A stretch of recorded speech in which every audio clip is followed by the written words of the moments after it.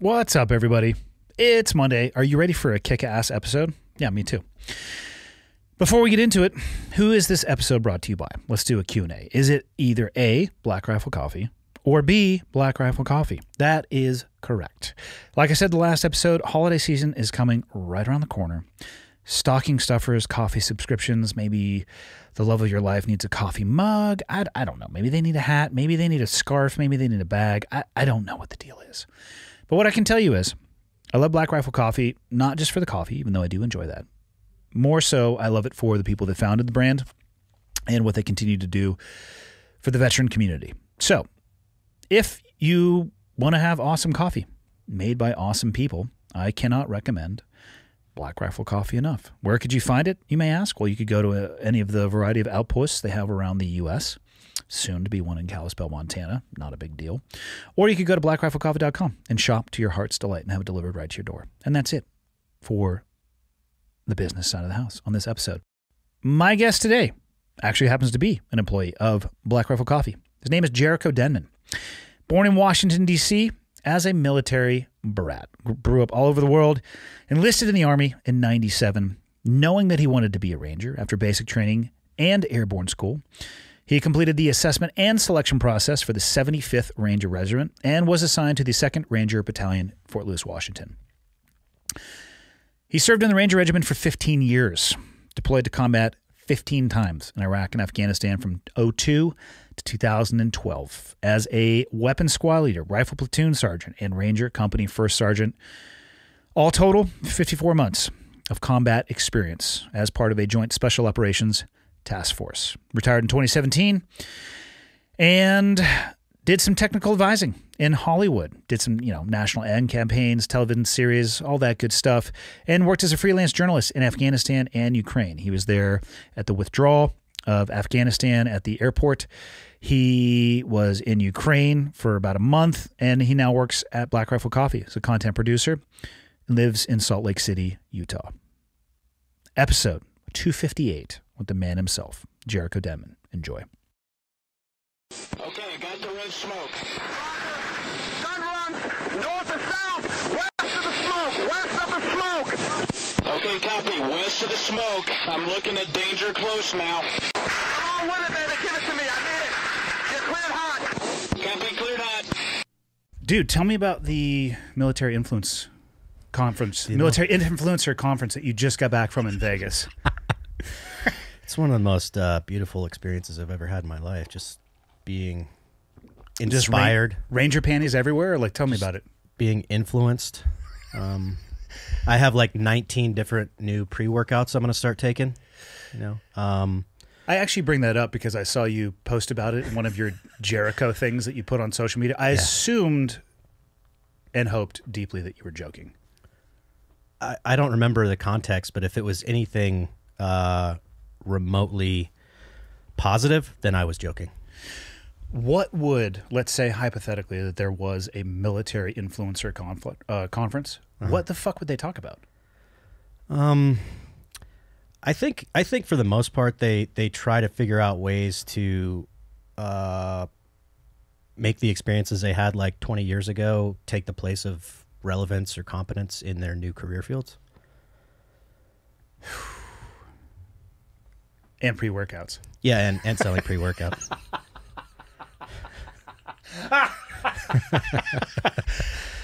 Are we assholes? This is what I can't figure out. Because I land in the same place that you do on it. But are we just bitter assholes? I think that there are a number of people that probably go to those things that think they're being inspirational to our generation of veteran. But in my opinion, you're being kind of counteractive, right? And I look at influencers in general, because that's kind of the business I'm in now, is you are influencing people per se. And are people listening to you, following you, buying your shit because of what got you onto the internet or because of what you do just on the internet? Right? Hopefully it would be a mix of both, right? They pay attention a little bit because of your background, which I actually, in many circumstances, I warn people against blindly, actually in all circumstances, I advise people to be cautious blindly listening to anything that anybody says, especially from a military background, unless they're talking about a specific role or occupation they had in the military, then it's probably a good idea. Right. But just to blindly listen to anyone because they had an inspirational or aspirational career field, moving forward, it doesn't necessarily have anything to do with their future or the things that they can do. So I would hope maybe you can get somebody's attention with your background, but then Right. you got to be able to move forward, pay forward, evolve. Exactly. Yeah. So Afterwards. like, that's cool you did that thing, but like, what have you done now besides talk about that thing? Yeah. Right. And I always talk about it, like when I was doing stuff in the film industry, it's a thing that I would often butt up against a lot of vets in that industry. And I'm like, hey, put the shoe on the other foot. If Steven Spielberg showed up to your platoon and was like, hey guys, here's how I think we need to do this raid, and you'd be like, what the fuck? Like, and he's, well, I'm, you know, one of the best film directors in history. Like, I know my shit. So you could have been the most capable and competent operator in your space, but it doesn't mean that you know how to come in and make a movie. Like, you know things, you have suggestions, but that's not where you built you haven't mastered that. You haven't spent 20 years doing that. So, If not more than 20 years. yeah. I did 2 years of technical advising on a TV show, and it was a steep learning curve, and you learn really quickly where your place is. Yeah. I mean, we did kind of it seems like what you did with the Outpost, some pre-training involved in the script consultation, which to anybody listening, get people involved earlier in script consultation and stuff like that, because it's really hard to, especially once people be like, what the fuck you guys talking about, when they've already got costumes and like they're already all doing all that stuff. It's way easier if you involve people from whatever profession that you may be writing a film about, get them involved in the conceptual process so you don't get, 9 miles down the road and you have to change that up. But it was interesting. I would always try to present 3 ideas. Like there was a classic example that we butted heads with. It was a show about SEALs, which stands for Sea Air Land. I don't know how familiar you are with the occupation. They're in the Navy, right? That's their branch. Correct. The second S is small, though. It's big caps, all yelling, CEAL, little s. That gets people a lot. What does that one stand for? The S? Yeah. Simplicity. Okay. Yeah. And it's so funny to me. There is either a focus on the Bin Laden raid or Buds. And That's it. And in this particular one, they were trying to take a metaphor essentially from Buds, but it was following a group of people who were at development group, and they wanted to do an evolution where, God, I swear they were carrying either a telephone pole or a boat. It was combat. No, they were back at like Virginia Beach, and they were just training to just come back together and work on their teamwork. And I'm sitting there and I was talking That's what bars are for. God, I know. But you come in, how many bar scenes can you do? I was trying to tell them, this is the actual movie you need to write, all right? It's a group of very average degenerates that are completely drunk at all times. A few are going to have gambling problems. A few will have bankruptcy issues, DUIs throughout. And the directors and writers are like, we can't tell that. Yeah, we can't do that. But they wanted this group of guys who were at like, tip of the spear, and they wanted them to, it was just like this metaphor, like the log or the boat is them coming back together. I'm like, guys, if you had put $1 million cash out on the rifle range at Dam Neck and a telephone pole next to it or a boat, the fucking guys would sit there and walk away. Like, this is a terrible, terrible metaphor. But I would always try to give them 3 options. I'm like, what about a mannequin on a stretcher? Like, let's make this something. So I'd give them 3 options, and at the end of the day, they'd go, yeah, we're not going to do that. Yeah. And the first year, I'm like, motherfucker, that isn't correct. And then by the second year, I realized my job was actually to give them that insight and then go to craft services. Yeah. And sandwiches. Eat, fucking like chocolate covered almonds. And then 9 out of 10 times, this stuff that we would butt heads about would end up on the editing room floor anyway. So you realize you have invested yourself and like, it has to be like this.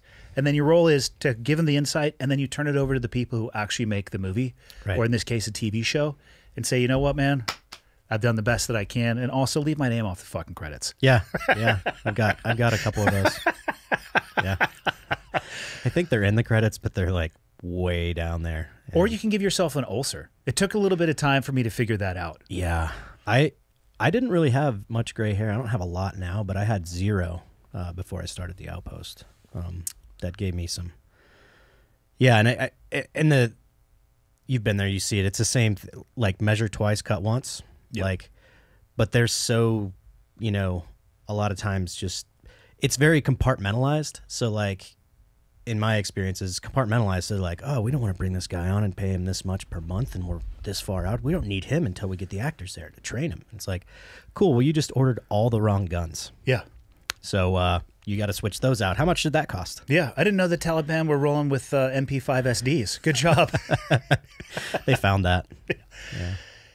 Yeah, it was interesting to see where they would. There were aspects of the production world that were luxurious when it came to the expenses, and others where they were incredibly cheap. Right? Yeah, I did a movie, and they were very adamant. It wasn't a military movie. It was just like a sci-fi action, but they had this really pretty cool shootout scene, fight scene. They wanted me to choreograph it because the main character was an ex-army guy, so they wanted him to look right. And I'm like, that's respectable, but I wanted to come like a week earlier, and they were like, we can't do that. That's an extra this much money. Well, then we shot this scene for like 3 weeks, and whoever the shot caller was, all the stunt performers that were in the scene, they were there the whole time. So they were coming in and making a stunt utility rate to lay on the ground for like 2 weeks dead, instead of having stand-ins come in and put their wardrobe on and lay on the ground.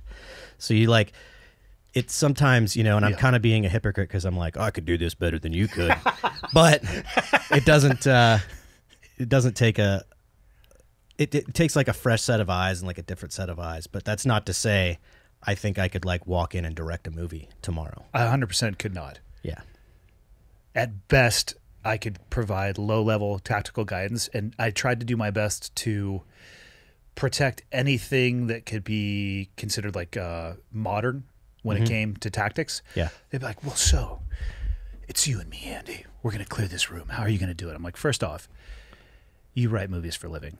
It's never going to happen. I would leave you in the vehicle with a whistle that you could call me if things went wrong. Like, why are you at the threshold of the door again? We're in fucking Armageddon at this point. Yeah. But yeah, again, 3 options. None of them 100% tactically correct, but it looked good on the film. And then, no joke, I would just go find Crafty. Yeah. Yeah, I usually roll into, if it's a true story, I'll roll in with a set of non-negotiables, and I'll talk to the guys who are at the event or whatever and be like, hey, what's your non-negotiable? What's the one thing we can't fuck up? And I'll build like 2 or 3 of those, and then I'll be very, very, transparent with the director or the producers. I always also find who the shot caller is, right? Sometimes it's the director, sometimes it's a producer on the film, whoever that person is. Yeah. There's somebody out there that's carrying the hammer, and I get with them like, hey, I am not deviating from these things, so don't try and make me or I'll walk. Yeah. I quit the Outpost 3 times. Did you really? Yeah. Yeah. Do tell. What was your role there? Were you just the TA? I was the technical advisor, yeah. But I ended up getting producer credit for it because they did it to their credit. They did bring me on pretty early. Yeah. I had a lot of say in a lot of things, and then, yeah, one of my non-negotiables. It was I don't want to say names, but it was a casting issue, and one of the non-negotiables from the guys was, hey, we just want everyone who is killed at this event to be portrayed honorably, in how they behaved and how they died and everything, and one of the guys who was killed was cast with someone who, in my opinion, did not present the correct physical appearance for this individual, and it wasn't even like I'm going to fall on my sword and like make this guy look better than he was. Like it was a really bad casting choice. I mean, the guy just didn't fit. So that was the first time I quit because it cost him a lot of money. Yeah. How long were you actually off the job for before you got the call to come back? I made it to the parking lot. Yeah. I made it to the parking lot, and one of the producers, great guy, named Mark, he came out, man, we'll work this out. We need you. So Yeah, it worked out. And then, you know, by the end, they were all like, "Oh man, some of those." Because, man, you watch the movie now and you think like, what would it have been like with the guy that I kind of fell on my sword for? If he'd been in there, it would have been. It would have been not the same movie. Yeah, that's a tough one because I bet you they paid out his contract and then had to recast for a different actor. Yeah. Was it a speaking role too? Oh yeah, it was a big role. The guy that ended up getting the role, though, it kind of blew up his career, and he's doing awesome now. He's been all kinds of shit. Which guy are we talking about? His name's Jacob Scipio. He's been a bad guy in a bunch of shit. He was in all the Bad Boys that came out recently and stuff like that. It's pretty cool. How about the second time you quit? The second time I quit. Oh, the second time I quit, I can't really talk about. How about the third time? Yeah, same. I probably shouldn't have even talked about the first time I quit because it's probably if people listen to this, it's going to really hurt their feelings. But well, we'll definitely not edit it out. Yeah, no, don't edit that out. It's good. I mean, and to be fair, like the guy that we recast, I told him to his face, I'm like, dude, you can't do this. Like you're just not in shape. You don't look right. You can't. The guy who ended up not getting the job. Yeah, like you don't have the physicality to do it. Like when we were training the cast, I mean, the other thing, well, he's going to know who it is. Whatever. So, hey man, this is just going to motivate you to go out and be a better person. He was a vet, and that's kind of why they cast him. And then when I was pushing back on it, they're like, well, he's a vet. And I'm like, that's all the more reason he should be fucking prepared for this. He knows better, you know? Unless he was a vet, like he works on cats and dogs. Yeah. He wasn't a veterinarian, not professionally. The other type of vet. Okay. Yeah. But, yeah, we were training, like he couldn't even run his gun really, you know? And did he have a combat MOS background? Yeah. Field artillery. Yeah.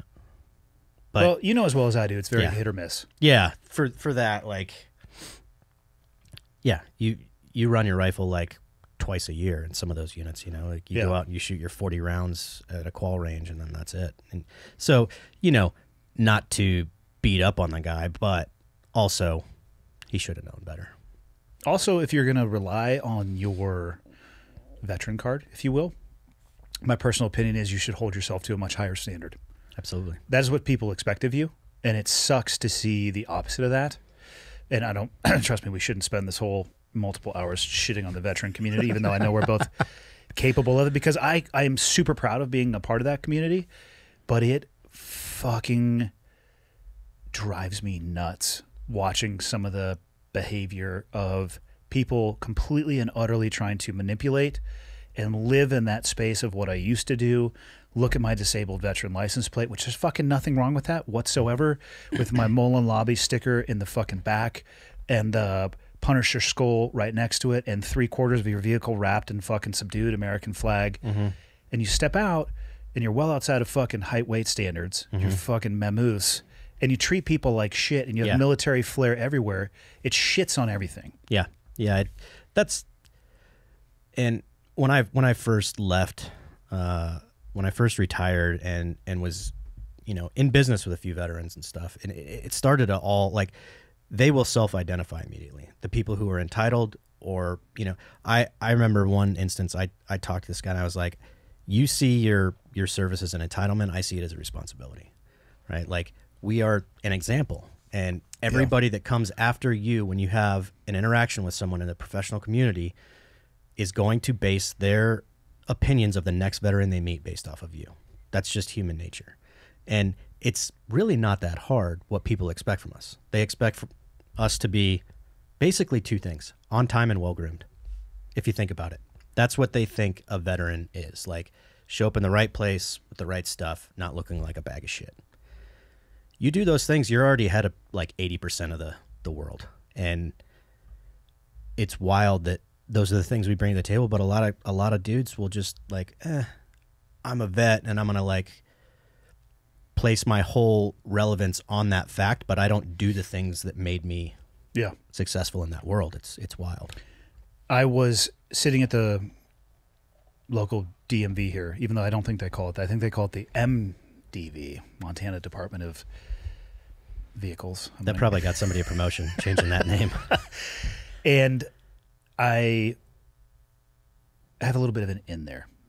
Hypothetically, maybe I know a guy whose family member may work there, and if you can get them the right information, they might be able to get your plates for you without having to get the meat counter ticket. Yeah. I'm Delta 487, and you guys run Bravo 1. Fuck yeah, this is what I wanted to do today.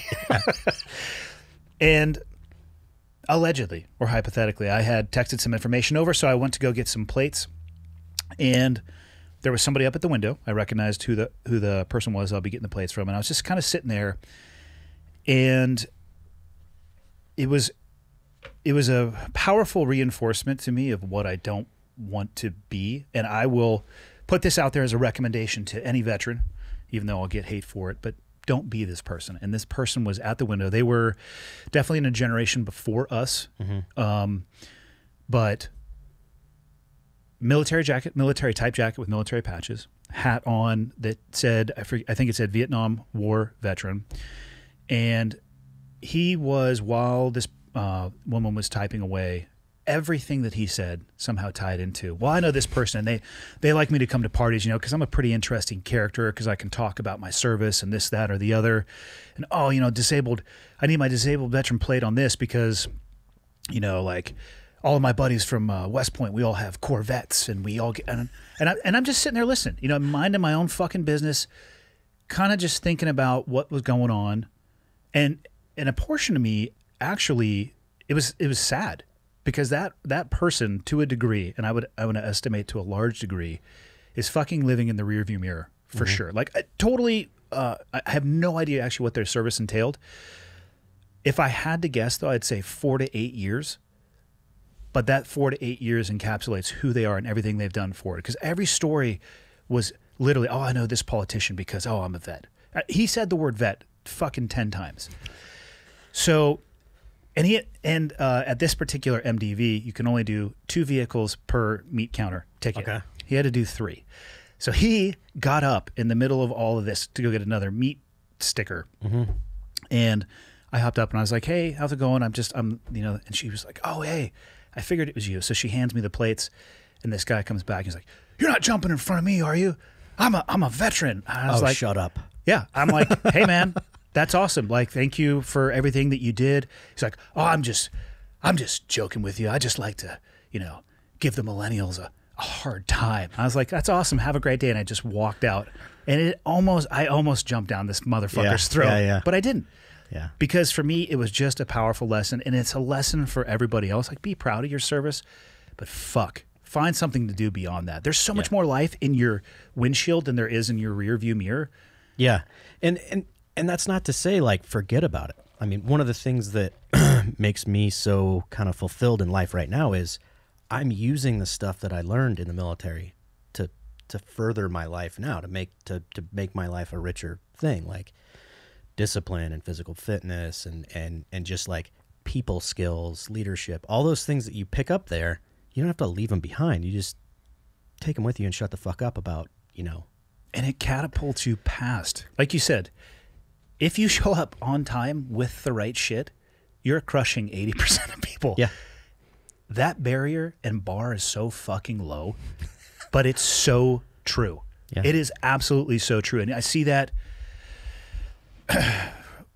COVID shut down. I used to do quite a bit of public speaking. COVID shockingly shut everything down. It's starting to turn back on.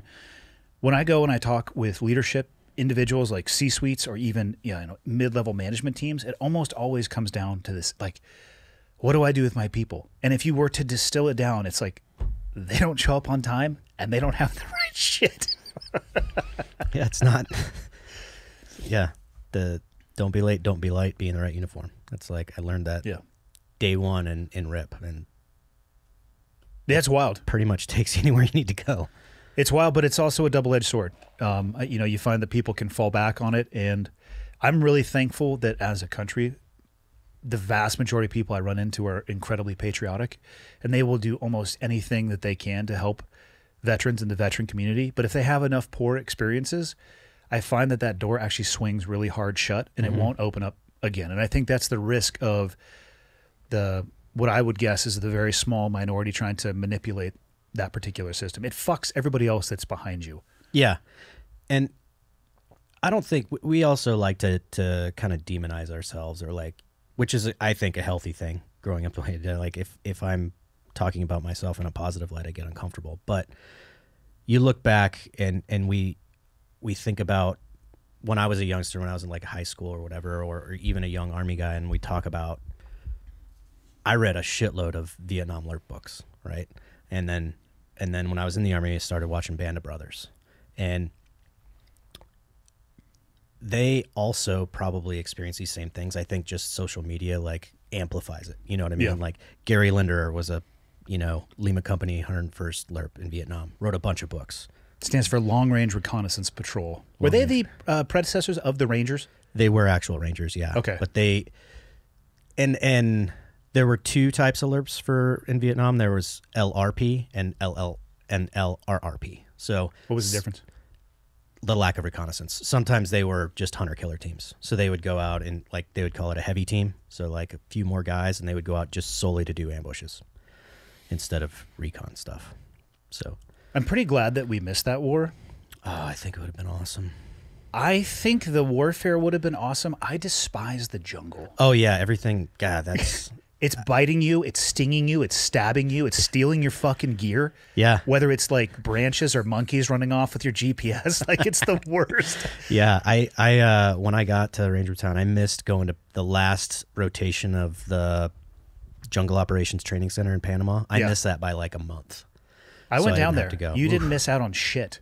Yeah, I didn't hear any like good stories. It was like, what was it? Black Palm? Is that the like they're like these thorns that if you just touch it, it'll like, and it has reverse barbs, so you can't pull It's the a thorn circle. out. It's basically the Death Star. Yeah. They have them out on San Clemente Island too, where we, when I was on the West Coast, we would go out there and do training, like over the beach, over the horizon training in Zodiacs, and then we'd fucking walk around to a 2x4 shack and pretend to take it down. But they had these Death Stars, and it looked like what are the things you blow on? Like, is that a daisy? Dandelion? Dandelion? No, dandelion's a flower. What's the one? Fuck, Michael, come in here. Is it dandelion or daisy? Dandelion. All right, dandelion. Hell yeah. That you blow on. It's the first time Michael's paratroopers. ever used his microphone, by the way. To utter the word works. dandelion. It is. You should get that tattooed across your throat. You should. Michael, introduce yourself real fast before I tell my story about the Death Stars. I'm Michael.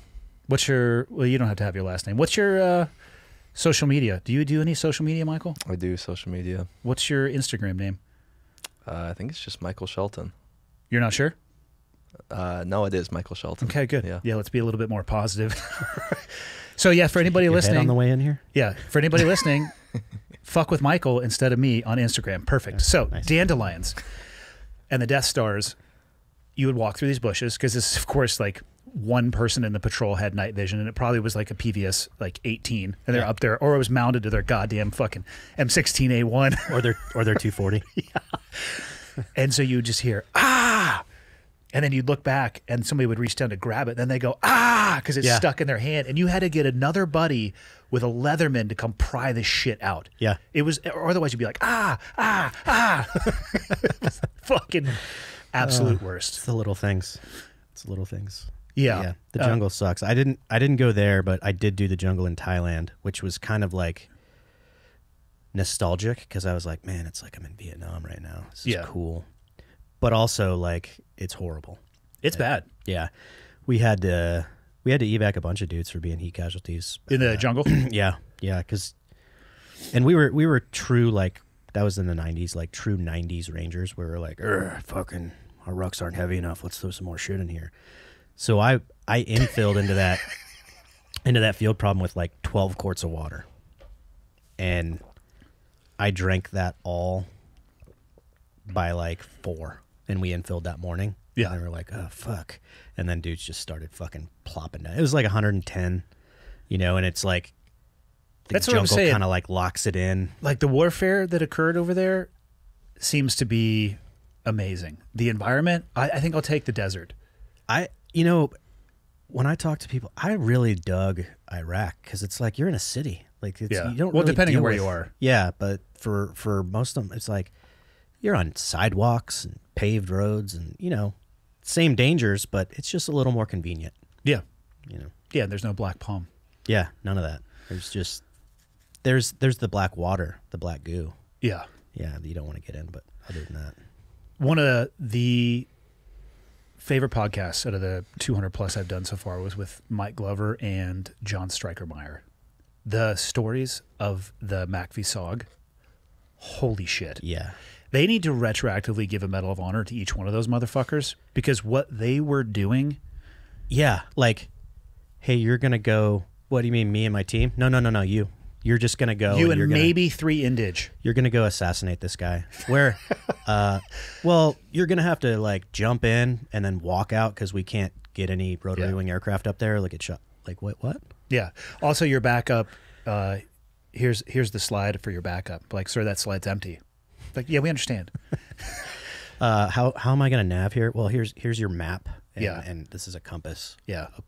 Okay. And they did it. They did it. Yeah. Fuck, man. Awesome. What's crazy, you want to talk about by, with, and through those MACV-SOG teams, 2 Americans, maybe 3, and then like the rest of them Indige, just going out there and just crushing people. Yeah. Fuck, man. And I think, honestly, some of the most insane stories are of the helicopter pilots. Oh, yeah. The Vietnamese helicopter pilots that would come into LZs that I mean, maybe the 160th would come in on, but I think most other aviation regiments would be like, hey, why don't you guys handle that shit a little bit before we come in there? Yeah, yeah. And these pilots are just like, here we are. Yeah. Guys just flowing fucking scarves and just sitting up there in a hover as a fucking M60 is just hammering away and they're just getting peppered. Yeah, my dad, I don't know if you knew, my dad was a door gunner in Vietnam. No. Yeah. He's got some pretty righteous stories. So Yeah. when I was on the West Coast teams, we were working with the Mark Vs, which was the 5th iteration of essentially kind of like a, based off of my understanding, a brown water Navy, right? So not out on the ocean, but like these inlets, brown water, and it had jacuzzi jets instead of propellers. My dad was on the Mark 1s in Vietnam, and he was a twin 50 gunner up in the bow with 2 foot pedals and 2 fucking butterfly switches. Oh, that's pretty awesome. Both our dads were machine gunners in Vietnam. That's cool. Yeah. Yeah. His stories also are, some of them, the very few that he has kind of ever talked about. You're like, I'm sorry, what was the distance that you were shooting at that? He would just defoliate jungle with twin 50s and just foot pedal, just. Yeah. That is awesome. I got to shoot twin 50 one time, and it was like, wow, that's a lot. That's a lot of It is a stuff. lot. Yeah. Yeah, you're going to have probably a moderate to mild TBI after a few boxes of ammo in that thing. People don't know a 50 cal round is like legitimately at least as tall probably as this thing of water. It's not as wide, but those suckers are big. If if you'd go out and do ranges or whatever, and you pick up, like, you can find an actual round out of like a berm or whatever, you pick it up and you like drop it in your hand, it hurts. Yeah. Like, it hurts your hand to just drop it like from this high because it's so dense and heavy and pointy. One of the things I feel like I missed out on in life was ever using the 50 cal sniper rifle on a human being. Yeah. I truly feel like it's a missed opportunity. Yeah, I personally never got to, but I got to see a lot of, like, the 50s. 50s do a lot of work, and pretty awesome. Pretty awesome. The RWS that goes on the Strikers that we drove around and raced remote weapon system. Remote weapon system. Yeah, it's basically a video game that has a real gun attached to it. Yeah, and you can train someone on that thing in about 5 minutes. you could train a monkey on that in 7 minutes. Yeah, and they'll be super deadly, and it's not fair. Like, most of the times I saw it used, the guy that was getting shot was just like, doo-doo-doo. Yeah. I don't know what's going on. I can never justify the weight of that rifle though. That thing was so fucking heavy. Yeah, I remember, like, I was never in a sniper section or anything, but our snipers had them, but generally they only used them when we did like the airfield seizure stuff or like vehicle interdiction stuff. But just going out and doing our normal mission set, they never really carried it around. I was always issued one, and I don't know if I ever actually even opened the Pelican case that it came in. 300 Win Mag is like a third the weight, and I can carry a lot more rounds with that thing. Yeah. Our guys were generally, if we took out 2 or 3 snipes, one would kind of carry a bolt gun, and then the other guys would carry like an SR-25 or what's the little M4 looking sniper rifle? SP. I get lost in some of the nomenclature, but I know what you're talking about. Yeah. It's a longer barrel, essentially M4. Yeah, but they're super nice. And our snipers were they were assaulters that had really nice guns. Right? Like I actually, in the days before the meme, I used to be a rascal and make memes that I would, in the talk when you have an off night or whatever, and like Photoshop a meme, and then you would actually physically print it off and tape it up places. Yeah, that's the only way people would see it. So I made a sniper section recruiting poster that was like, do you like standing on roofs for 3 hours and not doing shit? Are you afraid to kick indoors and go into the building? Then the sniper section's for you. But I love the snipers. But yeah, in our job and our mission set, they were kind of overkill. It changed, I think, quite a bit. I don't know how the tactics shifted for you guys, but when we went to surround and call out, a little bit of a different story. Yeah. Before that, though, I would say they did less work just because you were containing the target and people weren't necessarily running outside to shoot. Yeah. Yeah. So. Yeah, for sure. If they knew their job and you trusted them to work autonomously to where they could get good Overwatch for when you're doing the call out, then they were great. Yeah. Where'd you grow up? So I'm an Army brat. My dad, like I said, he was in Vietnam. He had a huge break in service. And then when my brother was born, he joined the Army again. So, Really? yeah. What did he do in that break in service? Worked in a lumber mill, was in the National Guard, just Where at in the U.S.? Oregon. So Okay, so Pacific Northwest? yeah, so I kind of consider myself a Northwesterner. My parents grew up in Southern Oregon, and then I grew up going to see my grandparents in like Bend, so that area. Did a lot of like camping and stuff in Eastern Washington growing up, but we moved around because my dad, when he came back in, he came in as just back then was, I think, called a 91 Charlie, which is a nurse. But it was, the internet hadn't been invented yet. So your file was a legit file. So he was able to kind of meander or weasel his way into 2nd Ranger Battalion, in the early 80s as a medic. So he was operating as like a combat medic, but his MOS was nurse. But back then also the Ranger battalions weren't they weren't part of SOCOM. The regiment hadn't been formed. It was just 2 Ranger battalions that were basically like just a really good infantry battalion. They did special operations stuff, but the joint environment hadn't been invented yet. So Rangers weren't fenced, so to speak. So like it was a normal billet. You couldn't, like when I was there, I could stay there as long as I wanted. So he left after he jumped into Grenada with 2nd Ranger Battalion, then left shortly after, and then just bounced around the Army. So we, in the regular Army, you move a lot. You're in a billet for like 3 to 4 years, and you're moving. So, but he always tried to kind of get us back to that area. So, did a couple of tours at Fort Lewis in Washington, including the one when I went to high school. So I went to high school there, graduated high school, joined the Army out of there. So I do kind of consider myself a Northwestern person. Yeah.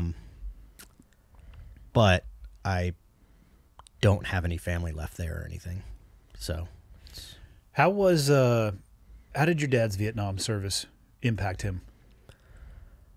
he was my dad. It's funny when you talk about Vietnam with him, he didn't have negative stuff to say about it.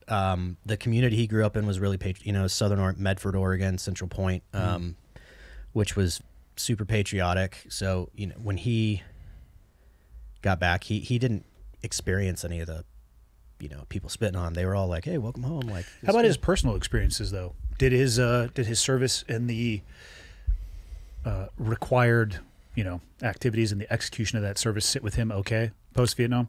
I ask because I'm listening to you tell the story of your dad, and I'm thinking about it through the lens of my own dad. And I was super young, but we were actually living about 2 hours south of here in Missoula. And I've talked to my dad about it kind of briefly, but my mom basically gave my dad an ultimatum, like, you need to handle your shit. Because I remember there was a hole in a closet door, and I remember my dad in tidy whities, like out in the backyard, like screaming at what, and like this is like crazy abstract and fragments of a memory, but he sought some very deep counseling at the VA down in Missoula, and that's actually, I think, the reason why we landed up here So it didn't sit with him well, and that's why I'm curious about how your father's experience was. No, yeah, that's a good question, like better question. My dad, very, very much, and you look back at I look back at my childhood now and some of the stuff, like I'll say, like me and my dad have a good relationship now, but he was a son of a bitch for a lot of my childhood. And I kind of put that son of a bitchness into a couple of different, bowls. One, he went to Vietnam. He, killed people by the bushel. Came home. He said when he came home, so he did I don't know if it was like an extra 3 months or so. I would have to ask him. But if you did an extra little bit of time, when you went home, you didn't have to be in the Army anymore. It was basically like you signed up for this many years, but if you do an extra X months in Vietnam, when your fucking feet hit the ground in the States, you're out of the Army. Yeah. So he did that, and he was like, yeah, I landed in, it was actually at Fort Lewis at McChord, went through basically a Quonset hut thing, walked through there, and at the end, I was a civilian. Can you fucking imagine that? Yeah. And he had his shit, and still to this day, I give him shit. I'm like, God damn it, Dad, because he had a fucking tiger stripe flight suit, all this badass shit. Did you just say tiger striped flight suit? Yeah, yeah. I'd pay good money for that. Took his duffel bag and threw it away. Fuck! Yeah. The only thing he kept, which a lot of them ended up getting destroyed, was he had a good amount of pictures that were these weird Polaroid slides. But yeah, he didn't handle it well. He had a lot of, if I look back at my childhood now, I would call the way he behaved as symptoms of PTSD or symptoms of whatever you want to call it. I know when I was a little kid, we weren't allowed to wake him up. Like if he was asleep on the couch, just fucking leave him alone. Or walk across the room and yell at him. Or Poke him with a broom. Yeah, or you're going to wake up with some shit out of a movie. But cliches are there for a reason, I guess. It was actually like that with my dad too. Yeah. As we're thinking about this, I do think that all the progress our generation has made in I hate to say reducing the stigma, but we kind of have, right? Like I can sit here in front of, however many people are going to watch this, that I go to counseling, that I've gone to counseling, I've done psychedelic plant medicines to deal with all the stuff that's gone on in my life. And I'm not any way whatsoever ashamed of it. Yeah. No, I talk about it really openly as well. I've not done any of the psychedelic stuff, but especially when I was in the trenches of going through my divorce, I was talking to a guy every Wednesday for a minimum of an hour. And without that, I would have been a fucking ship adrift, man. Yeah. And I think just seeing my dad since I've separated from service, I think his generation is kind of using us as an example, and he's admitting to shit now. Yeah, I think this fucked me up. I think this is, this, and he'll smoke a little weed every once in a while now, and all that. And I think that they just didn't have the tools. They were trying to handle their experiences like their dad, because my dad's dad was a World War II vet. Which was kind of come home, shut the fuck up, and move on with your life. But it was also I think the big difference and the thing that we have in common with Vietnam vets is we didn't have closure. Yeah. Those guys didn't have closure. They didn't turn a profit. They lost, and it's same with us. We didn't, we lost if you want to look at it, I agree with you, man. And actually I think that the roulette wheel is still spinning, it's, I'd say we're down for sure. The house is up, but I don't think the roulette wheel is done. Yeah. I could see a more actions in areas like Afghanistan. Who the fuck knows about Iraq? And the reality is we were so good at our job and so targeted at finding these fuckers that they became much more disaggregate. And so now that the total number may be less, but the total number of countries where the ideology and methodology has kind of taken root is drastically more. Yeah. That's what I'm saying. It's a tough one, man. Yeah. I did, after the withdrawal, and I went on a couple things, and one of the dudes on the news asked me what was it all for, and what do you think about our experiences there? And I'm like, it's a story as old as time, right? I didn't ever come fucking close to being in or even being adjacent to a small unit action that we lost. No, tactically we crushed. We crushed everything. So I think if we did get one victory out of the GWAT, it is that people have to fucking pay attention. Like, maybe it'll wake up the American people. Probably not, but it at least will make people say, hey, oh shit, we just spent 20 fucking years somewhere and didn't get anything out of it. And you know, you can go back and look at, like, yeah, like in the units we were in, it was like disrupt this network, right? Like, yeah, like if we had just not done shit, what all could they have done in the name of their ideology, right? But probably a lot of stuff geographically, locally. yeah, But if you're so good, you can literally, like, oh, you want me to go after this terrorist network tree? Well, I'm going to take a saw to the actual base of this thing. We'll start at the branches and work our way in, and then I'm going to remove this tree from the face of the planet, except for maybe one or two guys who then go to fucking different countries and grow 2 more trees. Mm-hmm. And then we go there, but then they go to 2 more guys, go to 2 different countries and grow 4 more trees. yeah, yeah, yeah. The old, and then, you know, the thing that we started to see a few years in is like the orange jumpsuit guy, like the recidivism. Yeah. You know, like, Repeat flyer. yeah. Like, so you're getting ready to, like, oh, here's the guy we're going after. Why is he wearing that orange jumpsuit? Oh, because we already had him before. Yeah. You know. Do you think that in our parents' and our father's generation that they even had an understanding of the impact of their service in Vietnam and what it could be like on their life? I feel like one of the advantages we have in the modern era is they're dedicating a lot more time to and resources to understanding, whether it be through TBI, post-traumatic stress. They're at least, it seems like they're looking at it a lot more. So maybe that helps with this stigma as well, because to me, it seems like a very natural extension of what they ask people to do in that occupation. And then I wonder if they just didn't think about that when it came to Vietnam, which to me, looking back, seems insane, because how could you not think about that? But I don't know if they did. Yeah, I think the variable we have there is the GWAT is really the first war. Like, you know, we had these, like, I don't know if you want to call them police actions or whatever, in like Panama, Grenada, Desert Storm, right? Yeah. They were in and out, for right, to use a very crude description. I think the GWAT's really the first war the United States has taken part in where we had a professional standing army going into it that was capable of fighting the fight it was going into. Whereas you look at Vietnam, it was, you know, even if a guy joined, if he enlisted rather than getting drafted, he's still, if you want to think about it, he's still a conscript, right? He's still not there to make the military a career. He's still getting a very base level of training before he's committed to combat, to his unit. He's not, you know, after, what was it, like 66 or 67, they stopped deploying units and they started just rotating individuals in and out of units. So I think that maybe the reason that we've made so much more headway is because we're an actual professional force, and then we saw the effects that was having on the professional force, right? Like, after you were back from deployment number 4 or 5 and you're like, whew, man, fuck, I'm starting to get a little tired. Well, in Vietnam, you would have just come home and, you know, started making sandwiches or whatever you were going to do when you got back, you know. And guys all kind of just went to the 4 winds and went out there and had to figure it out. I know my dad, when he got back, so he dropped out of high school to join the Army.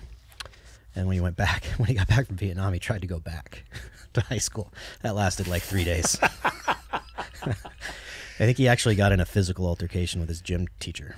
Probably not going to go the gym teacher's way. Yeah. But then, and him and one of his buddies who got out at the same time, they're like, hey, man, like, what are you doing? I don't know. What are you doing? And they moved to Hawaii, and fucking my dad drove a cab and just partied for like 2 years, you know, and I think that guy worked construction. But that is to say, like, that they lost that unit. They lost that support network that comes with coming out of a professional force rather than like a conscript force. Yeah, my dad, from my understanding, you know, he got back. His father had served in the Navy. His father's father had served in the Navy as well, but they did construction. It was one of the first construction companies in Santa Cruz.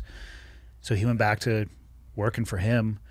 eventually, married my mom, and he became a school teacher and did an exchange program in Australia where my sister was born, and then came back, and we lived up here in Montana, and for the counseling. Then we ended up in Northern California in a small town called Sebastopol, where I was at football practice when I think it was the '89 earthquake hit. I thought somebody had shoved me over. I was literally tying my shoe at the time, and earthquakes damage masonry, so we immediately went back to Santa Cruz shortly thereafter that. But he kind of vaporized and went back from the perspective of coming from that unit and then coming back home and just figuring it out. And there's one thing that I've heard him talk about this a few times. When we were up in Montana, when he was going through the counseling, for some reason he did a speaking engagement at a school. And I don't know if it was a large assembly, but he's talked about it before. It was I think probably a classroom, but he asked the people in the classroom, how many of you have a father that served in Vietnam? And I think about a half to 2/3 of the class hands went up. How many of you, your father is just off living on their own remotely? And almost all of those hands went up again. So these people just fucking vaporized in the mist to try to figure this stuff out. They withdrew from society, and understanding, which is very limited, what I understand about post-traumatic stress and the tools to combat that. It's the fucking exact opposite.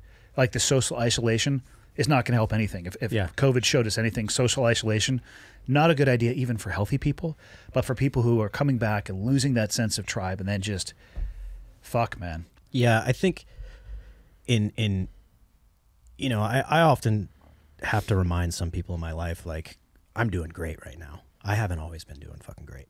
I've had some really shitty, dark times.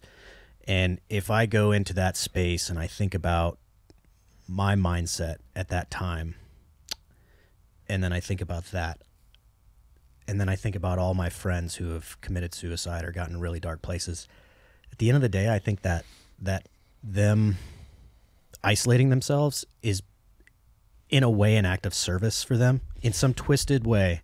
It's a self-justification. It's them saying, I don't want you guys to have to worry about me. I'm fucked. I'm just going to be a miserable piece of shit the rest of my life. I'm just going to go over here, and you guys don't need to worry about me.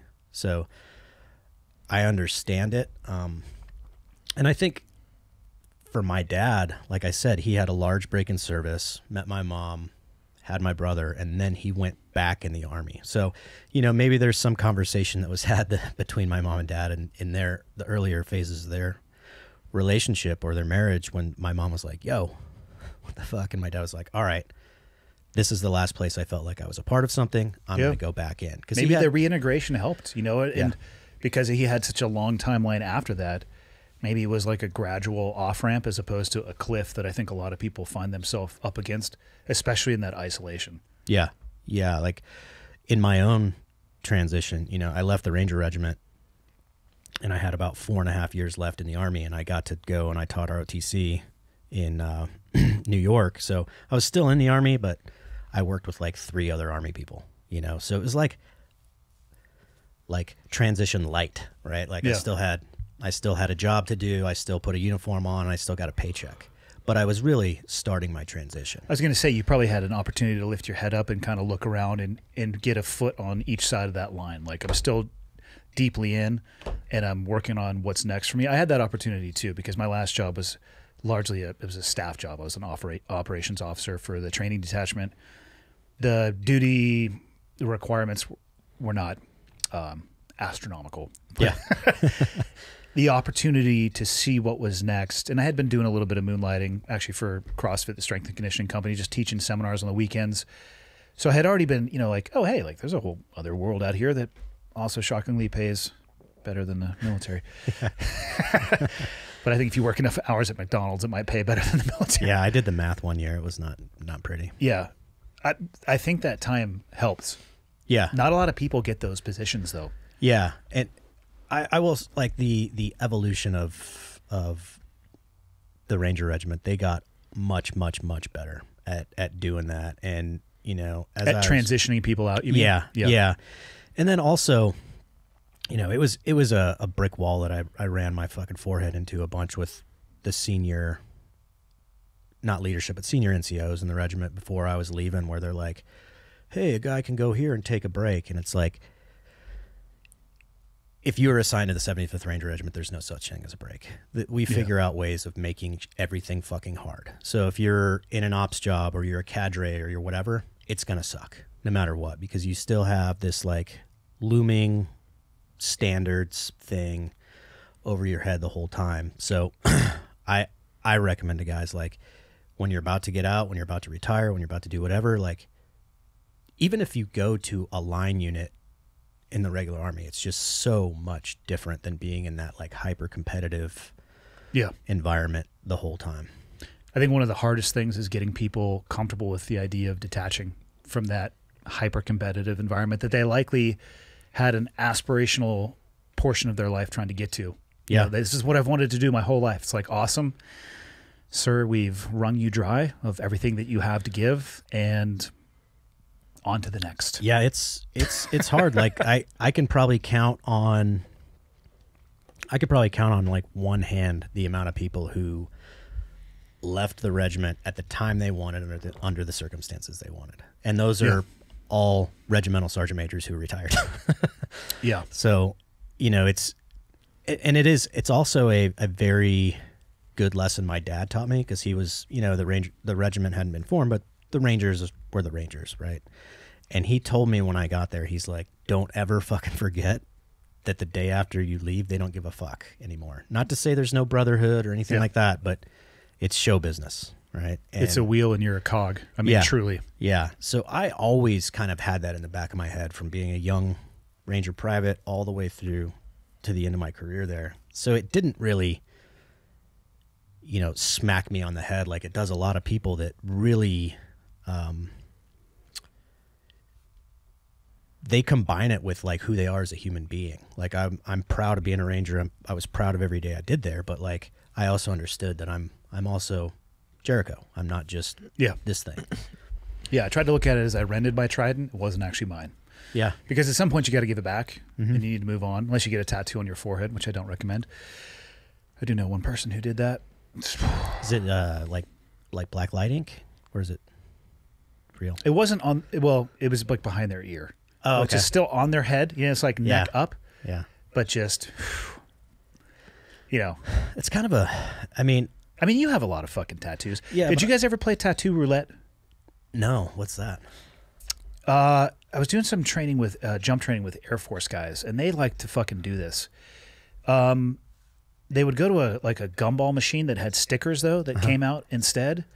And I forget how they decided on it, but it was very similar to the credit card game where like you go to dinner and everybody puts their card in, and the one that's pulled, you have to pay. Yeah. I think it was the same thing, and they determine who's going to put their hand, whatever the fuck comes out on that sticker, they go to a tattoo parlor and they get it on. I would 1,000% play that game. Yeah, I love it. Hey, people sometimes, because I do have a lot of tattoos, people are like, oh man, I'm like, dude, I have a honey badger riding a skateboard on my ankle. Like, I'll get anything. I don't care. Like, I can hide it. You know what I mean? Yeah. It's like, or at least blast over it at some point if you need to. It'll become part of the collage, not, you know. Yeah. But yeah. Tattoo roulette. They played it one night. We were doing jump training out in Salt Lake City, actually. We did a bunch of stuff out in Tooele. I believe is the correct way to say it. Yeah. God, that fucking Queen Air has got the smallest door. The one at Tooele? Yeah. Have you ever jumped it? Yeah, I jump there all the time. No, I mean that actual aircraft, the Queen Air. I don't know what they have out there. It's the multi-engine plane that they would have. I think they probably have they might have a Twin Otter 2 or a Caravan. It's tiny. Oh, okay, yeah. With military rigs. I would just sit there and film, and it was... And to touch both sides? Yeah. Yeah. But we were out there doing training, and one night over cocktails, they brought up the idea of tattoo roulette. And of course, I'm like, so tell me more. I'm not participating in this in any way, shape, or form. I already have enough tattoos that I need. He got it on his leg, if I remember correctly. I'm actually going to put together a game of this with some people. I think we should do it. We should do it down in Coolidge in December next time. Well, I don't know if I want to. I can't make December. I'll be in Costa Rica doing jiu-jitsu. That's right. So we'll hold your space. I'm sure you will. I don't know if I'd want to get a tattoo in Coolidge, Arizona. A little kid, you know, I idolized my dad. And, I mean, I would wear fucking little BDUs around. I had a really big sense of independence as a kid. I didn't want to depend on my parents for shit. And I didn't really know a way to become an artist and support myself, to include like going to art school or going to college, period. I didn't get shitty grades, but I wasn't getting any academic scholarships. So I think I really knew like I'm doing this around sophomore year of high school is when I was like, yeah, I'm gonna do that. And I started to, you know, I was a little weirdo. I like had a ruck, and I would go on ruck marches and go on runs. And I played ice hockey. That was the only sport I played. The rest of the year, I just trained up to go into the Army and go to RIP. So yeah, kind of a non-answer to your question, but it was always just kind of a, yeah, this is probably what's going to happen. Yeah. For me. Yeah, I was able to identify pretty early too. Like 11 is where I can kind of put the pin on the calendar and say, hey, I definitely knew what I was going to do. I probably was a little bit abnormal too. Like I was in sophomore, junior year in high school. I'm getting up at 6 o'clock to go run on fucking stupid treadmill at 24-hour fitness down the street, which, by the way, I had one of the most embarrassing experiences of my life there, which I was not emotionally ready to handle at the time. Picture this. Young me. I was 150 pounds when I graduated high school, by the way. Still 6 foot tall, though. So just fucking yoked. Jacked. Yeah, yoked like a fucking string bean. And probably am still socially awkward. I don't know. You could give me feedback on that. But definitely socially awkward at like 15, 16 years old. And I go one morning, and there are two what I will call very attractive women on the treadmills, and there's an empty one in between. So I get on this fucking thing, and I start running, and I am distracted by what is happening next to me, and I drift on the treadmill and plant my foot on a portion of it that's not moving. Yeah. Which then terminates in an ejection backwards in a fucking backflip. That's amazing. And of course, at this time, it seems as if both of them were like staring directly at me at that moment when I had this catastrophic failure. And the only thing that I could think to do was run out of there as fast as possible and never go back. Did you never go back?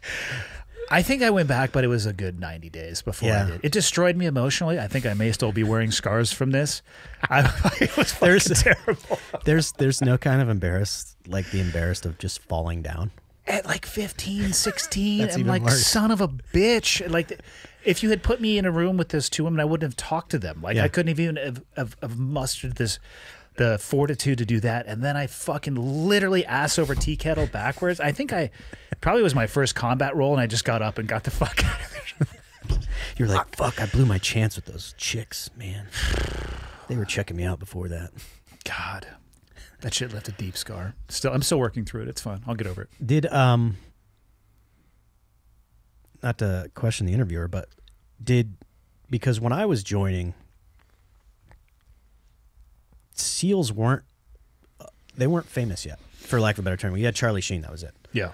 And I knew about it, but I didn't really give a fuck. Like, I didn't really look into it. You know, I was like, oh, it's the Navy, whatever. So my dad, from being in the Navy, is probably what got me looking down that path. He obviously wasn't a SEAL, but he worked with SEALs a few times in Vietnam. And so I heard the word or, acronym from him the first time, which kind of lit this insatiable curiosity. And I went to the public library and, found the book, Men with Green Faces, which is one of the traditional books that a lot of SEALs, even in the current generation, have read. And that's what kind of led me down that path. I bet you if I had come from an Army family, I would have looked at something like that. That was just, and it certainly wasn't intentional. Trust me, it wasn't my parents' aspirations for me to go down the path that I went down. That was kind of his experience, which kind of slightly pointed me in that direction. But no, I had no idea what I was getting into. Yeah. I mean, from a kinetic perspective, so you go all the way back to like the Scouts and Raiders, and then the UDT, the underwater demolition teams, which are largely created to hydrographic reconnaissance and destroy obstacles because, fuck, man, it sucks to have to learn all these lessons in the military through blood. But in amphibious invasions, if the boat that is under fire hits, a coral reef, the boat driver's like, get the fuck off because I want to get out of here. You drop the ramp, and all these soldiers, Marines who are wearing probably non-positively buoyant gear go straight to the bottom. It's like, we got to solve this problem. That's where the UDT actually came from, was to solve that, to reconnaissance underwater. And we were doing this shit in the late 90s. Yeah. You know, slate, grease pencil, and a string with a weight on it with knots tied in the fathom. And you were out there in San Diego fucking surveying this beach that's been surveyed thousands of times Yeah. because it's one of our medals, you know, the Mission Essential Task List for being a SEAL. Vietnam was, you know, the creation of the SEAL teams. Kennedy created SEAL Team 1 and SEAL Team 2. Ran into a guy one time who told me about his service in Vietnam at SEAL Team 3. I'm like, that's amazing because they were commissioned in the 80s, but that's a different portion of the story. Again, I just let that one go too. I'm like, top secret. fucking cool story. Fucking, what Buds class were you? Fucking 4 Alpha Charlie classified. I'm like, yeah, that's a tough one. But the shit people say, man. That's awesome. Scouts and Raiders, UDT. UDT became the SEAL teams. Kinetic in Vietnam and Panama in Grenada. Very small amounts. There was actually 4 SEALs on the ground during the Black Hawk Down incident as well. There was a recce team there. But that's it as far as a kinetic engagement in the SEAL community writ large from Vietnam, you know, 60s all the way up to when I went into 96. So when I went into the recruiter's office, it was a VHS tape, you know, and it was the same VHS tape they showed us in boot camp because I had no contract to become a SEAL. Oh, dangerous. There weren't contracts. Yeah. I think, actually, I Yeah. take that back. I think there were if you wanted to be a corpsman. But then like, oh, you got to go to 18 Delta. And I was like, how about I go to 18, go fuck yourself? Because that sounds like that's not in the SEAL teams. Yeah. I want to go to the SEAL Yeah. teams. It seems like I remember that now that like there was no such thing. Like you just joined the fucking Navy. Dude, you like, joined the Navy, and in the 4th week of boot camp is when they showed us the video. They bring your whole boot camp class in. Or actually, I take that back. The night before, they said, hey, is anybody interested in going down the diver or SEAL pipeline? And a good amount of hands went. I don't even remember how many people I went to boot camp with. But let's say like a third of the people. So we all go into a classroom the next morning. Same VHS tape goes in, and it's like black and white, and it's a dude swimming underwater, and his mask pops up, and then there's a rifle, and there was like it was all Vietnam-based stuff and very heavy maritime. And they're like, okay, who wants to take the screening test? I'm like, well, I do, because that's why I joined the Navy. And it was pull-ups, push-ups, sit-ups, run, swim. Okay, pick an A school that you want to go to, an MOS, you know, for the Army. I picked the absolute shortest one, went to that, and then showed up at Buds. What was that? OS, Operational Specialist, which is a radar scope operator. Okay. Do you watch the? I think so. I've never actually seen one. Oh, And if our life depended on it, we would fucking die. But it was the shortest school that I could go to after boot camp that would net me a slot at Buds. Yeah. So I joined in 96 and I started Buds in 97. So I was able to go boot camp, A school, straight to Buds. But there was no guarantee. And yeah. when I got to the teams, we were heavily Vietnam tactic focused almost all the time. I mean, we were touching the water to some degree, even if it was like a river and stream crossing. Like there's a desert training facility out near Niland, California, and they have these huge canal systems. And it's like, hey guys, we're going to do this patrol after we do this river and stream crossing. Like we definitely had our feet in the maritime bucket, and we're talking weeks of diving. Yeah. Closed circuit diving over the horizon, over the beach. And for people listening, it's literally taking these Zodiacs that can hold, I don't fucking remember, like 5 or 6 people, driving from the beach in Coronado all the way out until you literally can't see land, and then coming back and then doing a swimmer, you know, scout swimmers going across, little dit-da with the red lens flashlight to bring the other people in, assuming their fucking flashlight didn't flood out. Yeah. No nods, none of this shit. Yeah. And that's what we did, man. And it was 2000, September 11th, 2001. Holy shit. You want to talk about a conceptual change? Yeah. I mean, then going to landlocked, I mean, there's obviously water in both Iraq and Afghanistan.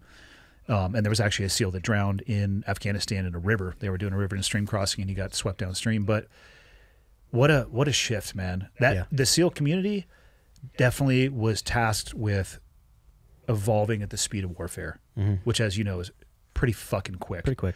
But we were I would say we were behind the 8 ball, if I'm being totally objectively honest. From a tactical perspective, the reason that we always won was because the enemy that we were fighting was fucking centuries behind in their technology and their tactics. So we of course we had like air power Yeah. radios. night Night vision vision. goggles. Lasers. Laser beams, not rigged to sharks, which would be fucking amazing. But all of those things stacked in our favor gave us the time to evolve at the speed of warfare. Because I don't know about your experience in the Ranger Battalion.